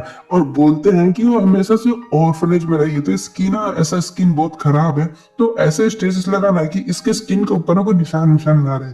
यू ने इसकी अच्छे से ट्रीटमेंट शुरू कर दी होती है। क्लास में सभी बच्चों की तलाशी ले रही होती है टीचर की, कहीं को माल दबा के तो नहीं बैठा है। बच्चे तलाशी ली गई, सामान उनकी असली जो दवाइयां थी ना अलग अलग चीजों की वो सभी जब्त कर ली जाती हैं और जिंक से लॉकर भी चेक करवाया जाता है। लेकिन किसी के लॉकर में कुछ भी नहीं मिलता, बस 3 स्टूडेंट यहाँ पर बच जाते हैं।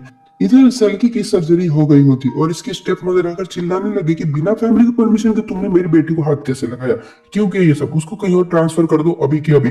डैड बोलते हैं कि इस टाइम तो उसको कोई एक्सेप्ट नहीं करेगा, करता है तो लेकर चली जाओ, पर अगर तुम उसको अभी नहीं कर गई तो उसकी सर्जरी हुई है उसको इन्फेक्शन हो जाएगा। फिर सभी बच्चों के मेडिकल टेस्ट रिजल्ट देखने लग जाते हैं जाकर। सभी बच्चों के तो ठीक है, लेकिन उस पगली की हालत ठीक नहीं लग रही होती रिजल्ट में। बाकी सैलरी का रिकॉर्ड बिल्कुल क्लीन होता है। वापस घर पे यू को इसकी वही फ्रेंड बताती है कि अब क्या होगा। पगली पगला गई है, पकड़ी गई है, वो ड्रग्स लेके चाकू मार दिया उसने किसी को।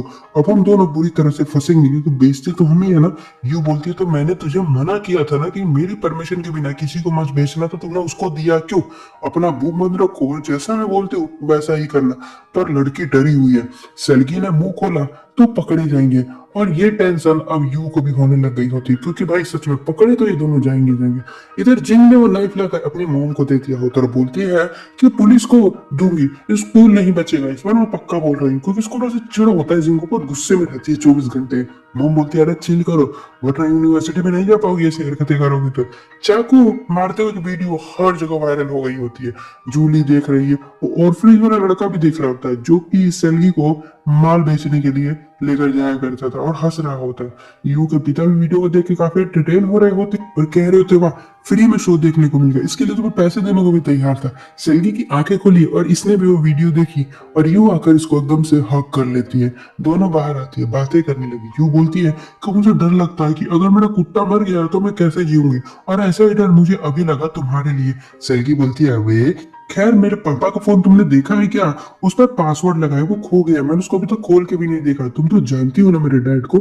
यू बोलती है नहीं इतना तो नहीं जानती, लेकिन मैंने उनके बारे में सुना है कि वो स्टूडेंट के साथ सोया करते थे और वो काफी नीच किस्म के आदमी थे। सेल्गी बोलती है नहीं कभी नहीं, ये झूठ है, और गुस्से में यहाँ से जाने लग जाती है। डोर लॉक होता है तो पीछे के रास्ते से जाने लगी तो देखती है कि यू के पिता एक डेड बॉडी कैरी कर रहे होते हैं।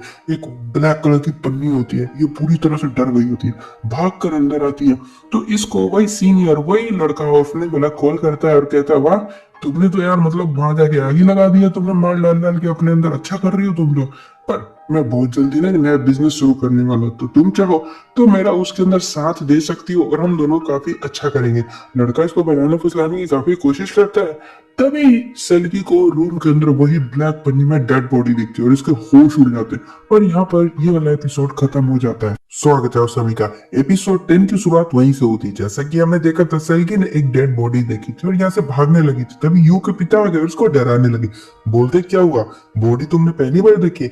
मेडिकल स्टूडेंट बनना चाहती हो ना, तो तुम्हें बॉडी देखने की आदत डालनी पड़ेगी। इसको देख के डरोगी तो कैसे काम चलेगा। सेल्गी भागने की कोशिश करती है पर ये बोलता है आदमी कि ये बॉडी अनक्लेम्ड होती है, इस पर हम प्रैक्टिस करते हैं। सभी फैमिलीज अपने फैमिली मेंबर का फ्यूनरल नहीं कर पाती तो अपनी बॉडी यहीं पर छोड़ जाती है और हमारे वो काम आती है। और तुम्हें मेडिकल स्कूल में अगर जाना है तो ब्लड एंड बॉडी से डरना बंद करना होगा। फिर सेल्गी यहाँ से चली जाती है। इधर यू को जेना ने बेहोश कर दिया होता है और होश में आने पर पूछती है कि टीचर डोगो का फोन कहाँ पर है। यू बोलती है कि डैड को पता है कि तुम्हारा और टीचर का अफेयर चल रहा था, तुम दोनों का रिश्ता कैसा था? जेना बोलती है हाँ, तभी तो डैड ने टीचर डोगो को मार दिया। मैंने खुद अपनी आंखों से देखा था डैड ने कैसे बेरहमी से टीचर डोगो को मारा था। यहाँ पर वो सेल्गी के पिता की बात कर रही है। यू के पास फोन नहीं है, वो दूसरा फोन देके बोलती है कि इसको रख लो और जब मैं कॉल करूँ तो उठा लेना। टीचर डोगो का फोन मैं तुम्हें बाद में दूंगी।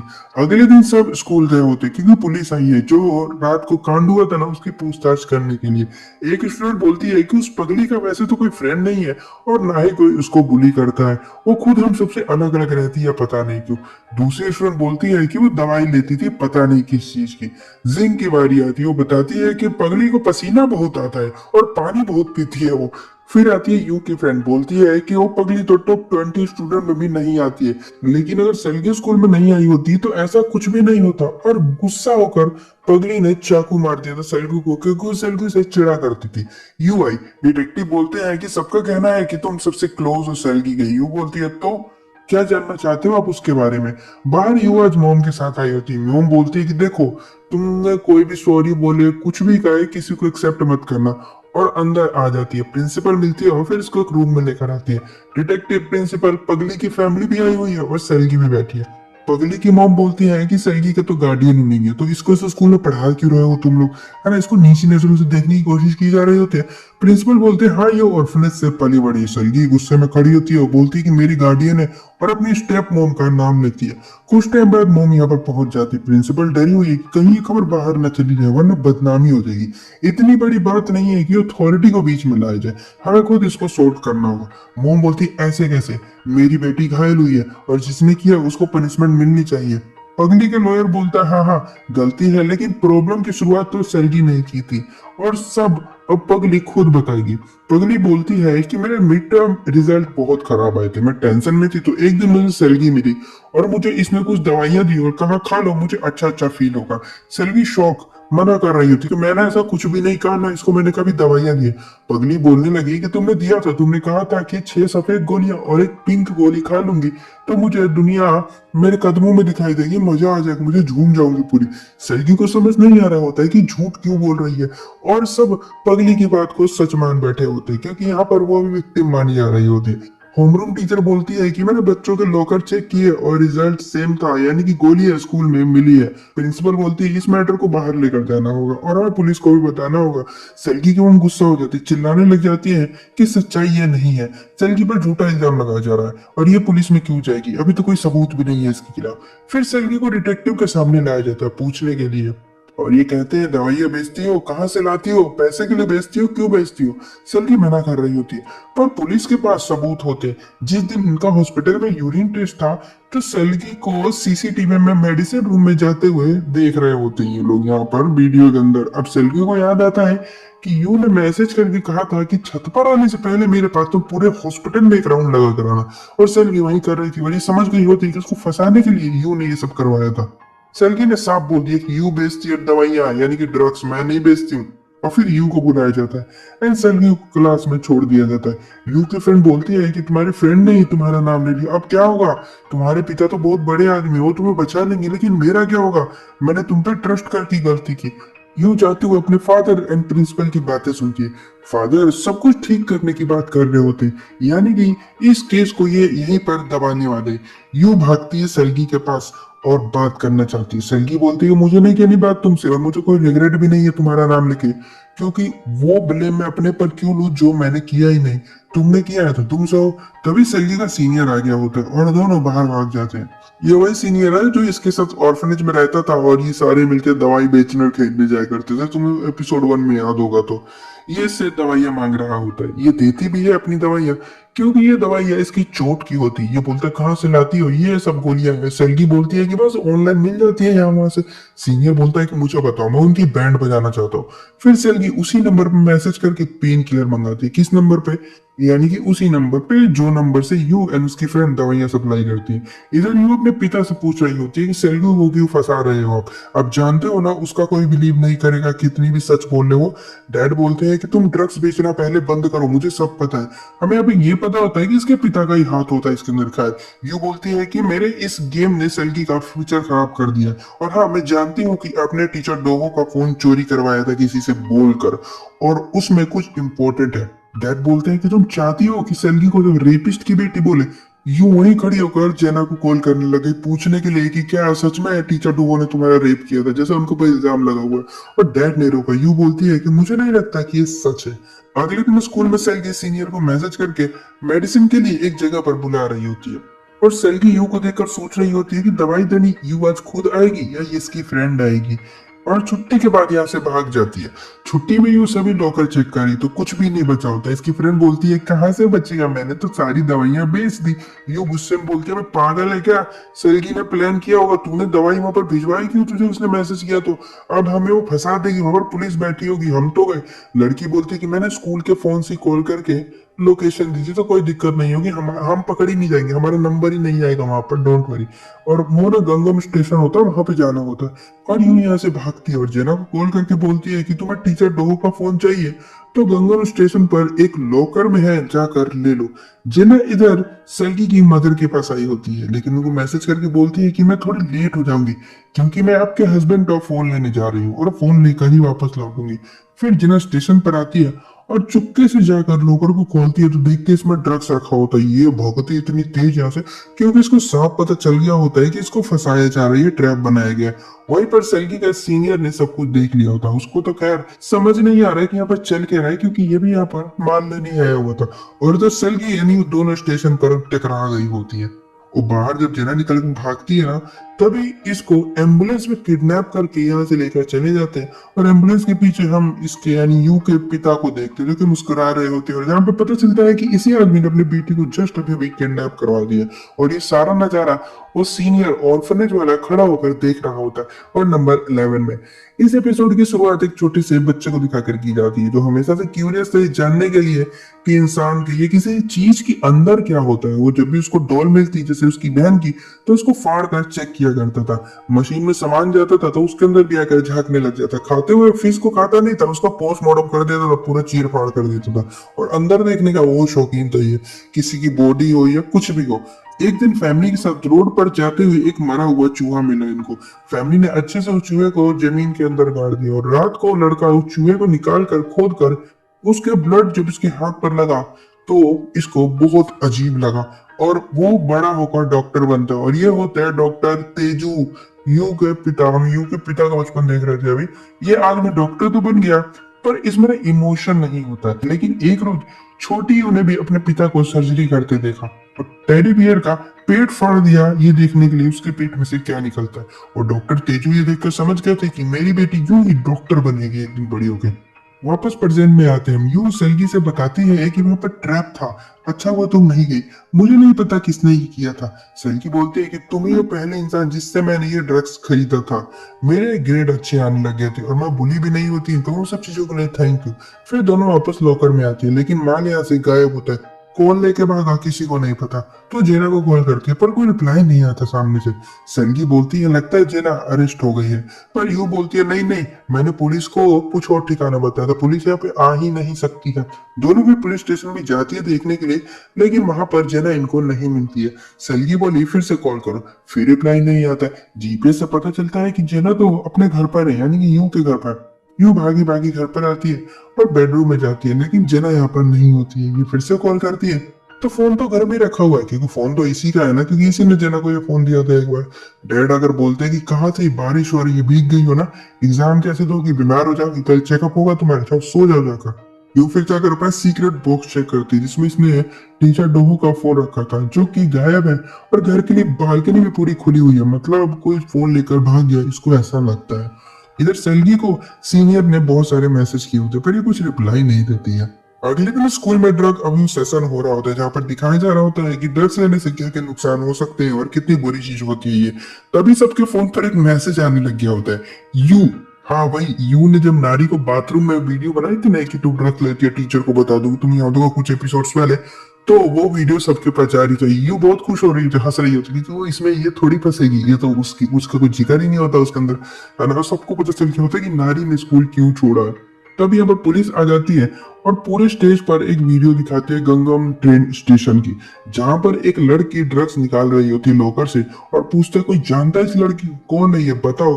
अरे ये जेना होती है पर कोई जानता नहीं है इसको। प्रिंसिपल बोलती है अरे पुलिस को यहाँ पर किसने बुला लिया। डिटेक्टिव बोलते हैं आपके स्कूल में से किसी ने हमें बुलाया। यू उठी और बोलती है कि ये जेना है, हॉस्पिटल डायरेक्टर की बेटी और मेरी बहन सब शौक हो गए होते। यू बोलती है कि डैड का हॉस्पिटल से ड्रग्स चुरा कर बेचा करती थी। डिटेक्टिव बोलते हैं कि अब कहाँ है ये। यू बोलती है पता नहीं, यूनिवर्सिटी एंट्रेंस एग्जाम में फेल होने के बाद इसने अपना मुंह नहीं दिखाया किसी को, घर से गायब हो गई थी। इधर जूली पगली से मिलने आई होती है, पूछ रही थी बता बता ड्रग्स कहाँ से लाई तू और सेल्गी को क्यों फंसाया तूने, किसके कहने पर, बोल बोल बोल। पगली कुछ बोल ही नहीं रही होती है। इधर यू और सेल्गी चुपके से स्कूल सीसीटीवी चेक कर रही होती है। जना की वीडियो मिलती है जहां वो जिन से बातें कर रही है, लेकिन क्या बातें कर रहे दोनों, क्या प्लानिंग हो रही है ये पता नहीं चलता है। तो ये दोनों जिन का पीछा करने का सोचती है तो उसके ट्यूशन के बाहर पहुंच जाती है। सेल्गी ने उसको कॉल किया कि कहाँ पर हो। जिंग बोलती है कि मैं अपनी मॉम के साथ डिनर कर, लेकिन नहीं, वो ट्यूशन खत्म होने के बाद बाहर निकल कर बस लेती है और चली जाती है कहीं पर। सेल्गी समझ गई होती है कि कहाँ जा रही है तो यू को इसके घर भेजकर सेल्गी यहाँ से चली जाती है। पर यू कहाँ मानेगी, वो भी इसके पीछे पीछे इसके घर तक पहुंच जाती है। सेल्गी घर आती है तो जिंग यहीं पर है। पूछती है कि जिंग तुम यहाँ मेरे घर क्या कर रही हो। जिंग बोलती है क्या तुम्हारा घर, मुझे नहीं पता है तुम्हारा घर है। पर सेल्गी ने इसको पकड़ लिया होता है, और फिर हमें पता चलता है कि जिंग ही है जो कि स्कूल में सारी खबरें फैलाती है। पुलिस को भी इसी ने बताया था सेल्गी के बारे में, और इसके डैड की किस मिस्टीरियस तरीके से मौत हुई थी इसकी स्टेप मदर को भी इसी ने बताया था। इसको सब कुछ पता है क्योंकि इसकी मदर वकील होती है।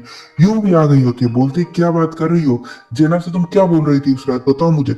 जिंग बोली कि ऐसी कोई खास बात नहीं थी, और तुम क्यों पूछ रही हो, तुम और मैं हम दोनों एक दूसरे को 6 साल से जानते हैं, लेकिन तुमने आज तक कभी भी अपनी बहन के बारे में मुझे क्यों नहीं बताया। और तुम ड्रग्स बेचती हो, सेल्फिश हो, अपनी बहन की लाइफ खराब की है तुमने, तुम बस अपने बारे में सोचती। तभी यू को सामने से मैसेज आया कि मुझे पता है जेना कहाँ पर है, अगर वो तुम्हें चाहिए तो इस एड्रेस पर गोलियां लेकर आ जाओ। यू भागी भागी घर आती है और दोनों लड़कियां उसके पीछे पीछे। फिर इसने दवाई निकाली घर में से, वही ड्रग्स जो कि रखी होती है इसने, एंड जाने लगती है। सेल्गी भी आना चाहती है। जिंग बोलती है कि अरे एड्रेस दिखाना, अरे ये तो एक बार का होता है, इन स्कूल यूनिफॉर्म में बाहर में कौन ही एंट्री देगा इनको। तो तीनों ने यू के घर में घुसकर कपड़े चेंज किए, हेयर स्टाइल बनाया और अलग से दिखने लग गई। जिंग बोलती है कि कितनी छोटी ड्रेस पहनी है मैंने, बहुत बुरी लग रही है। फिर तीनों बाहर पहुंच जाती है। सेल्गी और यू को तो एंट्री मिल जाती है, लेकिन जिंग को एंट्री नहीं देते क्योंकि इसने चश्मा पहना है और ऊपर से ड्रेस भी सिंपल होती है, तो वो छोटी लग रही होती है। तो यू आती है, इसका चश्मा उतार कर बोलती है अब बड़ी हो गई चलो। तीनों लड़कियां अंदर आती है लेडीज टॉयलेट टैंक के अंदर गोलियां रखने के लिए, और सेल्गी बुलाने वाले पर नजर रखेगी कि आखिरकार यहाँ पर इनको बुलाया किसने। और जिंग बोलती है कि अबे बुलाने वाला तो आदमी है ना, और डील हम लेडीज टॉयलेट के अंदर कर रहे हैं, तो क्या वहां पर जाएगा वो।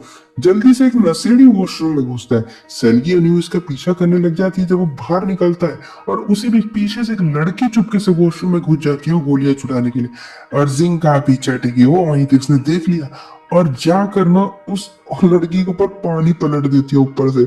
और ये पता कौन होती है, जूली होती है, इन्हीं की फ्रेंड। हंसी आ गई थी मेरे को तो देख के इसको। रंगे हाथ पकड़ी गई होती है, माफी मांग रही थी, बोलते प्लीज मुझे पैसे की जरूरत है इसलिए मैंने ये सब किया। यू बोलती है कि मैं तुम्हें सभी पीस दे दूंगी अगर तुम मुझे सच्चाई बता दो। जूली बताती है कि इसने सेल्गी के डैड का फोन चुराया था यू के पिता के कहने पर फोन अब चोरी हो गया, तो यू के पिता ने इसको पैसे नहीं दिए, और मेरी फैमिली भी बैंकरप्ट हो गई थी, हमारे पास बिल्कुल पैसे नहीं बचे, हमारे घर भी नीलाम हो चुका है, तो मुझे यहाँ वहां रहना पड़ता है, गलत सलत काम करने पड़ते। सेल्गी बोलती है कि जो तुम काम कर रहे हो गलत सलत, उसमें बच के रहना, खतरा रहता बहुत ज्यादा। तभी सीनियर आगे होता है, बोलता है कि तुम इसकी बहन को खोज रही हो क्या जो टोपी पहन के घूमती है, मैंने उसे देखा था उस फेस्टिवल वाली रात को, मेरे ऊपर कूद गई थी दीवार टप के और वहां से भाग गई थी। सेल्गी इसको अलग ले जाकर बोलती है देखा है तुमने उसे स्टेशन पर। ये बताता है हाँ मैंने देखा था, उसे एम्बुलेंस में डालकर कुछ लोग ले गए थे। तभी यू को कॉल आता है कि जेना मिल गई है, और ये भागी भागी हॉस्पिटल जाती है और हमें पता चलता है कि जेना की डेड बॉडी पड़ी है। उसने पहाड़ से कूद के अपनी जान दे दी है और उसका पूरा मुंह खराब हो गया, पहचान में नहीं आ रही होती है शक्ल की जेना है कि कौन है। यू तो बहुत शौक होती है अपनी बहन के से सडनली मौत से। अगले स्कूल में सेल्गी तभी लड़कियों को बातें करते हुए सुनती है। यू नहीं अपनी बहन जेना को पहाड़ से फेंक दिया होगा, जल्दी थी उससे। सेल्गी गुस्से में लड़कियों पर बॉल मारने लग जाती है। इधर यू की फ्रेंड सेल्गी से कुछ बताती है लेकिन क्या हमें पता नहीं चलता है। इधर जिंग सीसीटीवी रूम में घुसी होती है कुछ फाइल्स डिलीट करने के लिए, जो कि 2 साल पुरानी फाइल्स होती है, वीडियो होती है 2 साल पुरानी, और हम 2 साल पुराने एक सीन देखते हैं। रात को जिंग चुपके से स्कूल में आकर मास्टरबेट किया करती थी क्लासरूम में घुसकर, क्योंकि उसको हैबिट थी ये चीज करने की। तभी लाइट आती है बहुत जोर से और ये छुप जाती है, और जाकर बाहर सुनती है कि जेना एंड टीचर डूवो दोनों बातें कर रहे थे। और ये वही सीन है जो हमने वीडियो में देखा था, यहाँ पर ये एग्जाम पेपर चुराने आई थी जेना और पकड़ी गई थी, स्कूल में घुसी थी। तो इसने देखा टीचर एंड जेना दोनों किस कर रहे थे बहुत अच्छे तरीके से। एग्जाम पेपर के बदले में टीचर डोहो ने उससे ये मांगा था। अब यहाँ पर हमें एक बात समझ नहीं आती कौन सच है कौन झूठ है, क्योंकि हमने पहले कुछ और देखा था, वो फोर्स कर रही थी जना, लेकिन इसके नजरिए से हमें दिखाया गया है तो दोनों मस्त लगे पड़े। हमें समझ नहीं आता कि आगे सच्चाई है तो है क्या भी। फिर वापस प्रेजेंट में देखते जिंग इसी वीडियो को डिलीट कर रहे थे, लेकिन तभी यहाँ पर जूली आ जाती है और यू को यहाँ पर ड्रीम आता है कि इसने अपनी बहन को पत्थर से मार मार के मार डाला है। बाहर सेल्गी आई होती है, इसे बताती है कि तुम्हारे पिता स्टूडेंट के साथ फिजिकल रिलेशन बनाया करते थे और उनके फोन का पासवर्ड है तुम्हारी मिसिंग डेट। फोन तो जेना ले गए, फोन तो शायद जेना लेकर चली गई, वो पहले मेरे पास ही था। सेल्गी ने गुस्से में फोन खोजना शुरू कर दिया होता घर के अंदर ही। यू इसको शांत करती है और बोलती है कि जेना अगर अरेस्ट हो जाती तो सब कुछ ठीक हो जाता, हम अच्छे से रह पाते।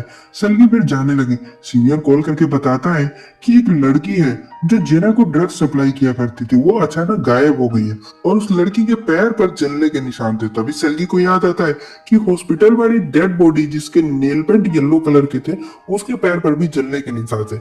जेना की जो बॉडी इनको दिखाई गई थी, जो कि पहाड़ से कूद के मरी है, उसके पैरों पर भी येलो नेल पेंट था और ऊपर से वो जले का निशान भी था।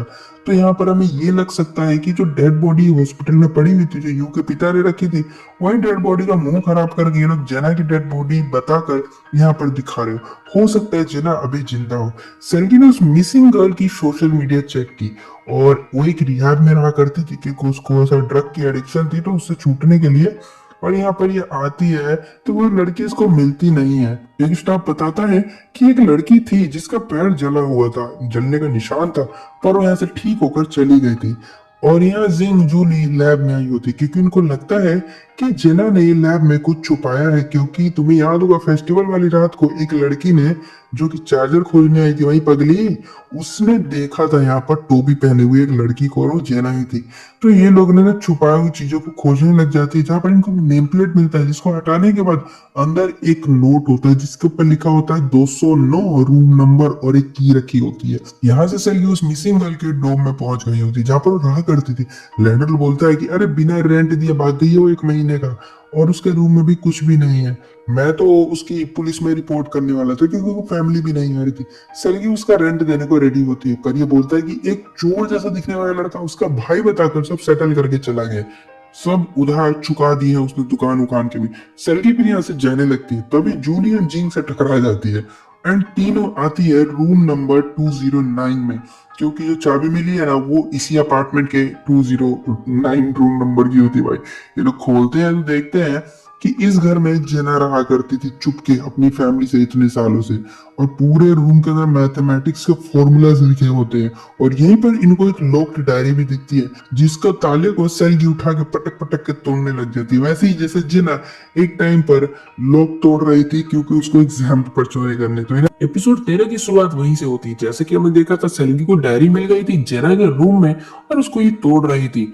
तोड़ने के बाद इसको इसके अंदर सेल्गी के पिता की मौत के बारे में लिखा हुआ मिलता है और एक सेल्गी का मिसिंग पोस्टर भी। जेना की लाइफ के बारे में हमें दिखाया जाता है यहाँ पर। वो हमेशा से डर में जिया करती थी कि कहीं इसके पिता इसको अबैंडन ना कर दे, और सारा इल्जाम यू पर डालती थी कि तेरी वजह से डैड मुझसे प्यार नहीं करते। जेना बड़ी बहन थी लेकिन वो यू से काफी डरा करती थी और पिता की नजरों में एक अच्छी बेटी बनना चाहती थी, यू से आगे निकलना चाहती थी। लेकिन एक दिन इसके डैड को पता चल गया कि जेना के प्रोफेसर डू के साथ कुछ गंदे टाइप के रिलेशन है, पर डैड कुछ बोलते नहीं है। एक प्लान बनाते हैं, प्रोफेसर डू को वही रूम वाली गंदी वीडियो दिखा के ब्लैकमेल करने लगे और अपकमिंग एग्जाम पेपर मांगने लगे जेना के लिए, ताकि जेना उसको पढ़ के एग्जाम क्लियर कर सके। और बदले में प्रोफेसर डू से इसकी मिसिंग बेटी को खोजने की भी बात कर देते हैं, जो कि सेल्गी होती है। डू मान गया होता है और अपनी न्यू वाइफ से मना कर देता है सेल्गी को खोजने के लिए। स्टेप मदर अच्छी थी, सेल्गी को खोजना चाहती थी, लेकिन एक रोज जेना से टकरा जाती है और सेल्गी का मिसिंग पोस्टर यहाँ पर गिर जाता है। और वहीं पर जेना को पहली बार पता चलता है कि प्रोफेसर डू की एक बेटी है जो कि मिसिंग है। और प्लान के अकॉर्डिंग यू के पिता ने स्कूल की एक टीचर को निकालकर उनकी जगह प्रोफेसर डू को डाल दिया एग्जाम कमेटी में। फिर प्रोफेसर डू एग्जाम डिस्कशन करने जाने लग गए बाकी सभी टीचर के साथ। वहीं पर यू के पिता ने मैसेज करके कहा कि तुम्हारी बेटी मिल गई है। प्रोफेसर डू भागने लगे अपनी बेटी से मिलने के लिए, पर अभी एग्जाम डिस्कशन करने जाना है तो भाग नहीं पाते। वही रूम वाली वीडियो भी भेज दी होती यू के फादर ने और कहते कि अगर मैं तुम्हारी बेटी को ये वीडियो दिखा दूं तो तुम्हारे बारे में क्या सोचेगी कि तुम उसकी उम्र की लड़की के साथ ये सब कर रहे हो। और प्रोफेसर डू फंस चुके थे बुरी तरह से। एग्जाम डिस्कशन करते और वॉशरूम में जाकर सभी इंपॉर्टेंट क्वेश्चन को एक कागज पर लिखकर कैप्सूल में डालकर अपने पेट में डाल लेते ताकि पकड़े न जाए। लेकिन पेन होने लगता है और ये बेहोश हो जाते हैं। इनको जल्दी हॉस्पिटल लाया गया जहाँ यू के पिता ने इनका पेट काटा, कैप्सूल निकाला और ऑपरेशन कर रही थी खुद जेना। और इसी दौरान यहाँ पर मौत हो जाती है प्रोफेसर डू की। क्या ये इतना सिंपल है जितना दिखाया जा रहा है? और हमें एंड में पता चलता है वापस प्रेजेंट में आगे होते हैं। जेना मर चुकी है जैसा हमें पता है और उसका फ्यूनरल हो रहा होता है। ये वहां से चली जाती है, सेल्गी पीछे आती है और बोलती है कि जेना की बॉडी नहीं है वो। तुम्हें भी पता है जेना अभी जिंदा है, इसके लेग पर स्कार है जो कि तुम्हारी बहन के लेग पर नहीं था।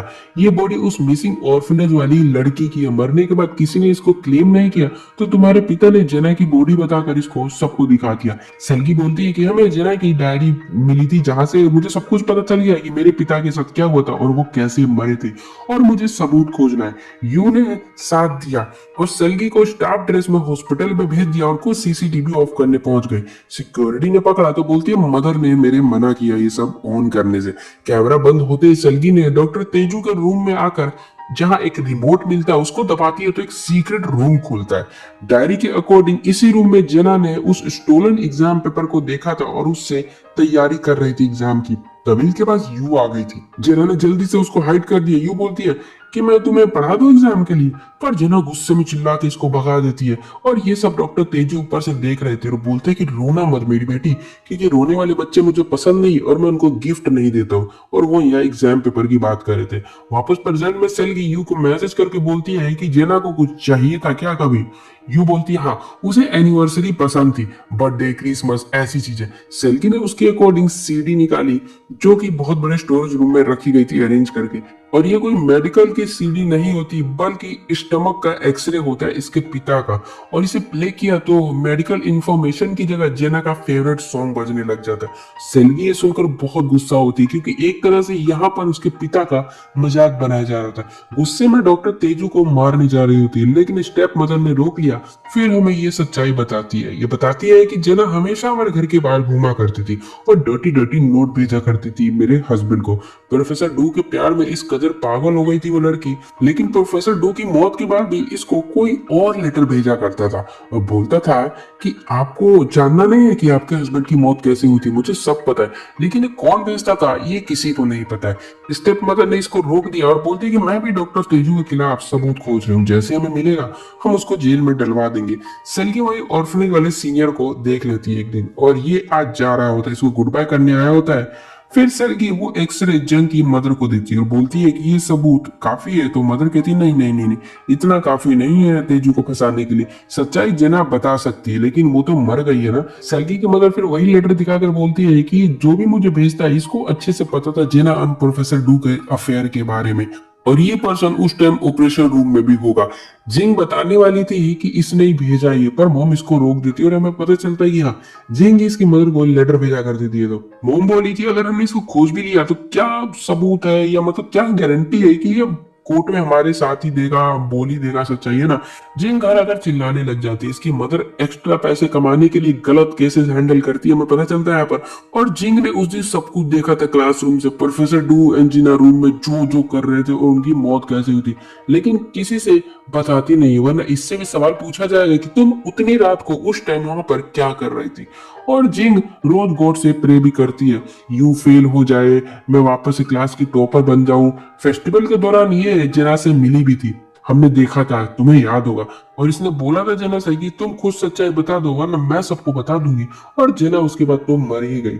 मॉम ने इसको इस केस से दूर रहने को कहा। दूसरी तरफ जूली को देखते हुए सीनियर से मिलती है, इसे एक यूएसपी देके बोलती है कि इसमें सेल्गी की वॉइस है, डॉक्टर तेजू को ब्लैकमेल करके हम पैसे मांग सकते हैं इसकी, तो जाकर ये उसको सुना दो। और ये वॉइस डॉक्टर तेजू को लाकर ही सुनाता है और पैसे मांगता है। और ये सारी चीजें सेल्गी एंड यू देख रही होती है। इसमें रिकॉर्डिंग होती है, सेल्गी एंड यू बातें कर रही थी जो कि झूठी और फेक बातें होती है। जेना की डायरी, क्या मिसिंग पेज हमें खोजना होगा, ऑपरेशन रूम की रिकॉर्डिंग की वीडियो खोजनी होगी जिससे सच्चाई सामने आ जाएगी। और ये सब जूली ने रिकॉर्ड कर लिया था और अब उसी से डॉक्टर तेजू को ब्लैकमेल कर रही है लोग।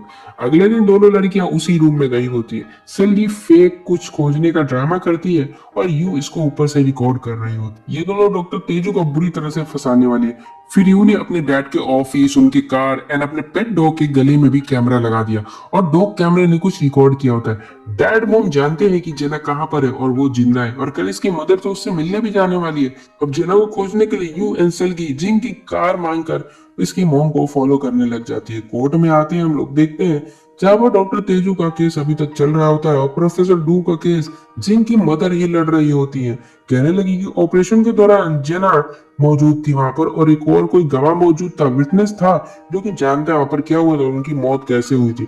जज ने कहा ठीक है तो खोज के लाओ उसको, लेकिन डॉक्टर तेजू के फेस पर कोई फिक्र नहीं होती। ये बात काफी शॉकिंग होती है। यहाँ ये दोनों फॉलो करते हुए यू की मदर को ऑर्फनेज में पहुंच गए होते हैं और दोनों लड़कियों को पागल बना दिया गया होता है इस तरह से। वापस कोर्ट में आते हैं जहाँ विटनेस नहीं होने से डॉक्टर तेजू को छोड़ दिया गया होता है। स्टेप मदर बताती है कि तुम्हारा प्लान डॉक्टर तेजू ऑलरेडी जान गया था, इसलिए उसने यू की मदर को ऑर्फनेज में बोल दिया, ना कि जिना के पास। और डॉक्टर तेजू को कोई फिक्र भी नहीं है फंसने का, लगता है उसने जेना को बहुत अच्छी जगह छुपा के रखा होता। डॉक्टर तेजू यू को कार में एक वीडियो दिखाता है और इस सेल्गी की स्टेप मदर की कार वीडियो होती है। मतलब डॉक्टर तेजू ने इन पर नजर रखी है, कार में कैमरा लगा रखा है। तभी सेल्गी का एक्सीडेंट हो जाता है, लेकिन माँ बेटी दोनों सुरक्षित होती है और यू ये सब देख रही होती है। और ये एक्सीडेंट भी डॉक्टर तेजू ने ही करवाया होता है और यू को लेकर आता है एक सीक्रेट विला में, जो कि जंगल के बीच में होता है, जहां पर हम देखते हैं जिना को, जो कि जिंदा है लेकिन पागल हो गई होती है, किसी को पहचान नहीं पा रही है। यू डैड से बोलती कि क्या है ये। डॉक्टर तेजू बोलते हैं कि जिना ने प्रोफेसर डू को ऑपरेशन के दौरान ही जान से मार दिया था, जो कि काफी शॉकिंग बात होती है, मुझे खुश करने के लिए, ताकि वो मेरी अच्छी बेटी बन सके।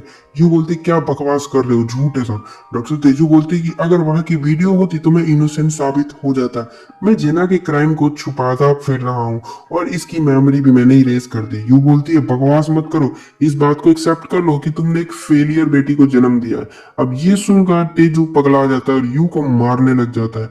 मैंने तुम्हारे लिए किया ये सब, ऐसा नहीं कहता। यू बोलती है कि मैं जेना जैसी नहीं हूँ। और यह सेल्गी की मदर की कार टूट गई होती है और इनको पता भी चल गया होता है कि डैमेज किया गया था जानबूझकर टायर को, और ये सब तेजू ने ही करवाया होगा, पर सेल्गी से नहीं बताती है। अगले दिन यू स्कूल नहीं आती है। सेल्गी ने रीजन पूछा तो टीचर बोली कि वो बीमार है और वो रिप्लाई भी नहीं दे रही है, अपने फेवरेट स्पोर्ट पर भी नहीं होती और पूरा दिन ऐसे बीत जाता है। शाम को सेल्गी उसके घर पहुंच जाती है, डोर कोई नहीं खोलता। फिर हॉस्पिटल आती है तो स्टाफ ने इसको रोक लिया क्योंकि अंदर यू एंड बाकी सभी स्टडी कर रही होती है। अब इसको थोड़ा रिलीफ मिलता है कि चलो वो ठीक है, और सब इससे दूर दूर हो रहे हैं, मानो सेल्गी से रिश्ता नहीं रखना चाहते। सेल्गी बाहर आकर इंतजार करने लग जाती। यू जब बाहर आती है तो उसको रोक कर उसके पास जाकर बोलती क्या हुआ, तुम उससे बात क्यों नहीं करी। यू इसको दूर रहने को बोलती है, जैसे पूरी तरह से बदल गई हो। फिर बताती है कि मैं जेना के बारे में शुरू से सब जानती थी, मैथ्स प्रॉब्लम में जो वो सॉल्व करती थी अगले दिन एग्जाम में वही आ जाता था, और मैं जान गई थी कि प्रोफेसर डू ने पेपर लीक किया और वो इसकी हेल्प करते, और तुम्हारा स्कूल ट्रांसफर वो एक डील था जो प्रोफेसर डू और मेरे पिता के बीच में हुआ था, जहां से हम समझ जाते हैं कि ऑर्फनेज में रहने वाली एक लड़की सियोल के इतने बड़े स्कूल में कैसे आ गई है ना। मेरे डैड ने सब किया तुम्हारे लिए। सेल्गी काफी शौक होती है और जो कुछ भी यू करती थी वो अपने पिता के कहने पर करती थी, ड्रग्स बेचना, प्रोफेसर डू का फोन चुराना, और थैंक यू कहती है, मजा आया तुम्हारे साथ, तुम्हारी फैमिली मेरी फैमिली को कभी डिफीट नहीं कर सकती है, और यहाँ से चली जाती है। लेकिन मैं तुम लोगों को कंफर्म कर दूं कि ये सारी बातें इसने झूठ बोली है, ऐसा कुछ नहीं है। ये बस चाहती है कि सेल्गी अपनी लाइफ अपने फ्यूचर पर फोकस करे, इन सब लफड़ों में ना पड़े, वरना इसके पिता इनकी जिंदगी खराब कर देंगे, क्योंकि अब एग्जाम करीब आ गया होता है इनका, लेकिन ड्रग्स खत्म हो गए तो सेल्गी को खुद के बदौलत स्टडी करके एग्जाम में अच्छा करना होगा। और फाइनली एग्जाम डे आ जाता है। सेल्गी भीगी पड़ी होती पसीने से, जैसे तैसे करके एग्जाम देती है, और कुछ दिन बाद जब रिजल्ट आता है तो सेल्गी ड्रॉप होकर 28 पर आ गई होती है, और यू जो कि टॉपर फर्स्ट थी वो 5th पर आ गई, और जिंग ने इस बार टॉप किया और सेकंड से फर्स्ट पर आ गई होती। काफी खुश है। ये बहुत अपसेट होती है, डैड के सामने माफी मांगती है फर्स्ट नहीं आने कर, बोलती है कि मुझे भी मेरी बहन जेना जैसा बना दो, क्योंकि मुझे भी अब एग्जाम पेपर चाहिए, वो भी लीक करके पहली। सेल्गी घर जा रही होती है, मॉम मिलती है जिन्होंने एक नई कार खरीद ली होती है जो कि काफी महंगी नजर आ रही है, और अब डॉक्टर तेजू पर से इन्होंने केस भी हटा दिया होता है। सेल्गी शौक होती है, घर में आकर इंश्योरेंस के पेपर खोजने लग जाती है, और हमें यहाँ पर बहुत ही शॉकिंग बात पता चलती है, क्योंकि इसकी जो मदर है ना वो डॉक्टर तेजू से डील कर चुकी है, पैसे ले चुकी है, केस हटा दिया, इंश्योरेंस के पैसे भी खा गई है इसके फादर के, और बोलती है कि मैं थक चुकी हूँ ये सब कर करके, और मैं तुम्हारे फादर से प्यार नहीं करती हूँ। ओ आंटी, ये तो हमें एपिसोड 6 में पता चल गया था, जब आप पीठ पीछे चुपके से घर में दूसरे अंकल के साथ रात को लोन लोन कर रही थी। खैर, सेल्गी अब समझ गई होती है कि इसकी मदर भी किसी काम की नहीं है, एक नंबर की लालची औरत है, और ये सब पैसे के लिए कर रही थी वो। जिंग काफी खुश होती, घर पे सालों बाद इसने यू को पीछे किया, फर्स्ट आई है, और मोम खुशी से इसको टेम्पल में लेकर आई होती है प्रे करने के लिए, ताकि अपकमिंग एंट्रेंस एग्जाम के लिए ये अच्छा परफॉर्म कर सके। पर जिंग जानती है कि ये सब गॉड को प्रे करने से नहीं बल्कि कुछ और करने से हुआ है, अभी पता चलेगा तुम्हें। दूसरी तरफ जूली सीनियर से मिलकर ड्रग्स ले रही होती ताकि एग्जाम अच्छे से कर सके, और हम जान पाते हैं कि जिंग ने सीनियर से ड्रग्स लेकर टॉप किया है। वो हाँ ड्रग्स लेकर कर रही है वो टॉप। इधर सेल्गी पत्थर लेकर जेना की मेमोरियल को तोड़ने आई होती है ताकि उसमें से कुछ मिल जाए। बेचारी पकड़ी जाती है, डॉक्टर तेजू को बुलाया जाता है।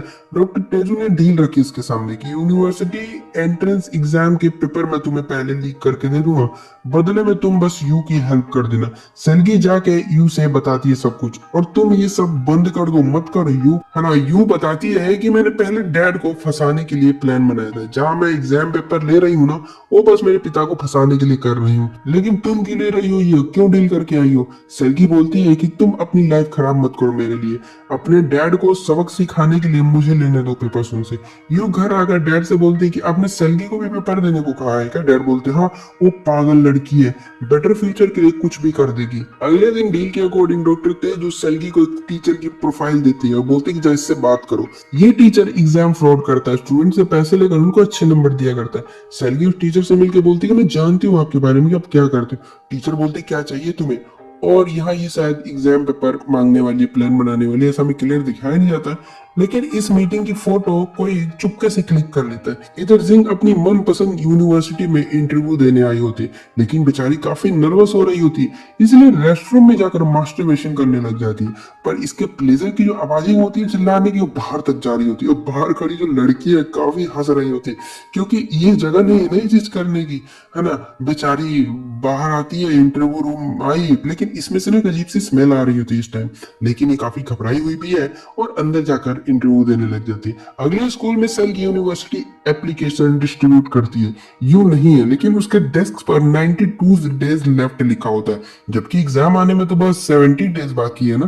तो यू किस चीज के लिए डेज काउंट कर रही है। सेल्गी काफी सोच में पड़ जाती है। इधर जिंग यूनिवर्सिटी इंटरव्यू में फेल हो गई होती है, रीजन इसको भी नहीं पता है, पर इसका मानना है कि इसने ड्रग्स भी लिए फिर भी फेल हो गई। ऐसा कैसे हो सकता है, क्या वो पिल्स फेक थी। और दूसरी तरफ जूली को बायर का मैसेज आता है कि इसको पिल्स चाहिए, और हम जान पाते हैं कि अब जूली सीनियर के साथ मिलकर ड्रग्स बेचा करती है। ये मीटिंग लोकेशन पर आती है तो देखती है कि आखिर ये कौन लेकर जाता है गोलियां, और ये और कोई नहीं बल्कि जिंग होती है। बेचारी पकड़ी गई होती है, बहस होने लगी। जिंग बोलती है अब जाना, बार में काम करने वाली, तेरे से लड़ूंगी मैं, गंदे काम करती है तू। जूली भड़क गई होती है बहुत तगड़ा, लेकिन तभी जूली की बार की फोटोज वायरल होने लग जाती गंदी गंदी। कहती है ना जिंग से कि तूने किया। जिंग बोलती है नहीं, मैं नहीं हूँ ऐसी की फोटो खींच के किसी को ब्लैकमेल करूँ, ये तेरा काम है। इतने में सेल्गी आ गई, वो पूछने लगे कि तुम दोनों किस बारे में बहस कर रही हो। दोनों लड़कियां से भाग जाती है। क्लास में सेल्गी ने जिंग के पैर में डॉग हेयर देखा तो उसके घर पहुंच जाती है शाम को, और यहाँ पर यू का कुत्ता देखती है। ये पूछने लगी कि यहाँ पर क्यों है। जिंग बोलती है कि यू से डील की है कि अगर मैं उसका डॉग अडॉप्ट कर लूं तो वो मुझे ट्यूशन में पढ़ने देगी। सब जानकर सेल्गी को अजीब लगता है और वो भागी भागी स्विमिंग पूल में आती है, क्योंकि यू मरने वाली, बिकॉज वो अपने डॉग से बहुत प्यार करती है और जीते जीते वो अपने से उस डॉग को कभी अलग नहीं करेगी। तो दूसरे को की दिया उसने, क्योंकि वो मरने वाली। पर यू ने जंप नहीं किया। वो जानती है कि मेरे पिता मुझ पर नजर रखते हैं, मुझे देख रहे हैं। वॉशरूम में आकर ये दोनों लड़कियां प्लान बनाती हैं। इसके पिता बस टीचर को नहीं बल्कि मेडिकल स्टाफ को भी खरीद चुके हैं, और 92 डेज लेफ्ट का मतलब है इसका प्लान कंप्लीट होगा और ये अपने डैड को उस दिन पकड़वा देगी। और वो ड्रग्स जो इसने सेल्गी को दिए थे ना, वो ड्रग्स नहीं थे बल्कि विटामिन की गोलियां थी। और मुझे किसी एग्जाम पेपर की जरूरत नहीं है, मैं खुद के दम पर एग्जाम देकर टॉप कर सकती हूँ, और वो अपने डैड को फंसाने के लिए मैं सब कुछ कर रही हूँ। सेल्गी सब सुन के काफी मुस्कुराने लग जाती है। यूं तो काफी समझदार और तेज लड़की है। एक दिन अचानक से सेल्गी सीनियर से टकरा जाती है। स्टेप मॉम की कार टायर इसी ने पंचर किया था डॉक्टर तेजू के कहने पे। बाद में डॉक्टर तेजू ने इसको पैसे भी दिए थे, और अब डॉक्टर तेजू इसे यूनिवर्सिटी एंट्रेंस एग्जाम पर रिच वेल्दी पेरेंट्स को भिजवाता है, और सीनियर बायर खरीद कर लाता है उसको खरीदने के लिए। और ऐसे ये लोग बहुत पैसे कमाते हैं। इस पर तो बैग भर के पैसा हो गया होता है। और अब देखो होता है क्या, दिया। यूनिवर्सिटी एग्जाम के एक दिन पहले डॉक्टर तेजू से पैसा खाया हुआ टीचर, जिसको ये लोग ब्लैकमेल कर रहे थे, जो एग्जाम फ्रॉड करता है, वो घायल होने का नाटक करता है। उसको वहीं के क्लिनिक में एडमिट किया जाता है। फिर ये सब एक टफ क्वेश्चन जो होते हैं आने वाले, उसको लिख कर ये मेडिकल स्टाफ को दे देता है। और ये स्टाफ भी डॉक्टर तेजू की होती है। वो उसको कैप्सूल में डाल देती है और टीचर को जानबूझकर ज्यादा चोट लगा देती है और बोलती है कि अब इनका इलाज यहाँ नहीं हो सकता, इनको हॉस्पिटल जाना पड़ेगा। फिर डॉक्टर तेजू आते हैं और ये स्टाफ वो सारे कैप्सूल जिनके अंदर क्वेश्चन है वो दे देती है डॉक्टर तेजू को। और फिर ये इसको एम्बुलेंस में डालते हैं टीचर को और लेकर जाने लग जाते हैं। कहते हैं गाड़ी को तेज चलाओ, लेकिन गाड़ी को ऑलरेडी सीनियर ने हाईजैक कर लिया होता है सेल्गी के साथ मिलके। और अब तेजू को चेक किया जाता है और इनके पास बहुत सारे कैप्सूल्स मिलते हैं जिनके अंदर एग्जाम पेपर्स है। ये आ गई होती है और सेल्गी सारी दवाइयां खा जाती है जिसमें एग्जाम पेपर थे। जल्दी हॉस्पिटल लाया जाता है इसको और तेजू सर्जरी करने से मना कर रहा होता है। सीनियर तो चाकू लगा गया था, कर कर कर, पर ये जब नहीं करता तो यू को अकेले ही सेल्गी की सर्जरी करनी पड़ती है।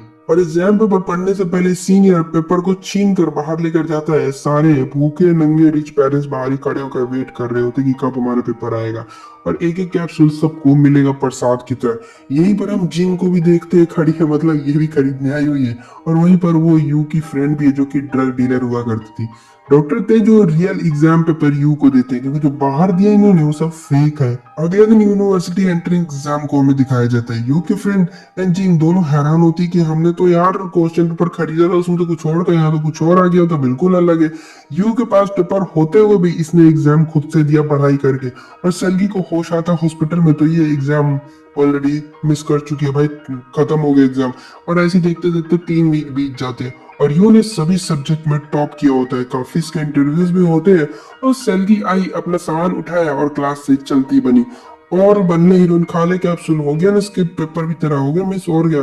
यू फिर जेना के पास आती है और बोलती कि चलो तैयार हो जाओ, किंडरगार्टन जाना है मैं पढ़ाई करने के लिए। सेम ऐसा ही जैसा बचपन में जेना इसको तैयार करते हुए बोला करती थी। फिर इसे लाइफ जैकेट पहनाती है और कैमरा ऑन करके लाइव आती है सोशल मीडिया पर। हक करके दोनों लड़कियां रिवर में कूद जाती हैं।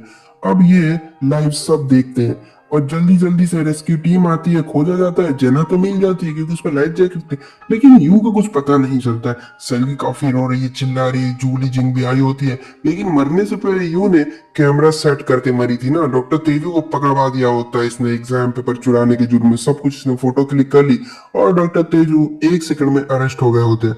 डॉक्टर तेजू बोलते हैं कि बाहर में जाओ सारे के सारे, मुझे मेरी बेटी को खोजना है। ऐसे ही 6 महीने बीत जाते। सेल्गी अब घर से नहीं निकली है 6 महीने से। रिपोर्टर उसके घर के आजू बाजू घूमते रहते, उसको खोजते रहते इंटरव्यू लेने के लिए। और रोज रिवर से नई नई डेड बॉडी निकलती रहती है, जो कि डॉक्टर तेजू को एक बार क्लैरिफाई करवा देते कि देखो भाई यही है तुम्हारी बेटी, और ये मना करते कि नहीं ये यू नहीं है। एंड में हमें दिखाया जाता है जूली ने बार गर्ल का काम छोड़कर अब एक कैफे में इज्जतदार नौकरी करनी शुरू कर दी होती है और ये इज्जत से कमाती है। जिन लो स्कूल में इसका एडमिशन हो गया और पढ़ाई को लेकर बहुत सीरियस है। अगर इसके पास कोई लड़का भी अप्रोच करता है तो ये उससे भी दूर रहती है, डेटिंग वेटिंग कुछ भी नहीं करती है। और डॉक्टर तेज जेल से छूट गए होते पक्के सबूत नहीं होने की वजह से। और वो सेल्गी के घर के बाहर आकर खड़े रहते हैं छाता लेकर कि कभी न कभी यू के बारे में इनको पता चल जाएगा।